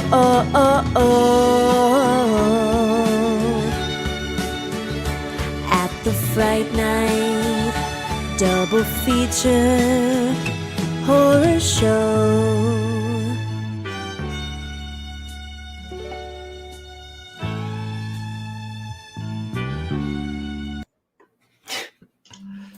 I have to cut that off awkwardly because I don't know how else to do it.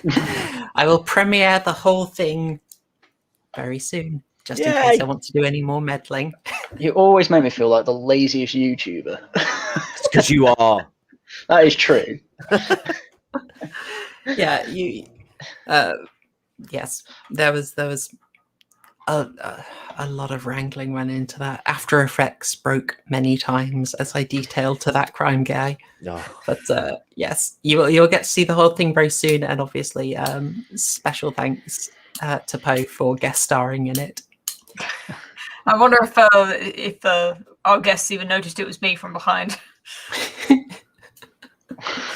I was so happy you did that with the weird requests. Like, your room has the exact layout I need. Could you can you frame the shot in this way? Here's an MS Paint diagram. You're very charitable and forgiving. It's a wonderful video. I'm glad to be a part of it. Thank you very much. This is entirely indulgent, but I hope people go with it. So I'll premiere the full thing probably this week. Thank you to everyone who has watched the stream, either live and commented or is watching on the recap. Thank you again to the wonderful guests and co-hosts, Haryan, That Crime Guy, and Poe. And it is fantastic to be back streaming again, folks. I will have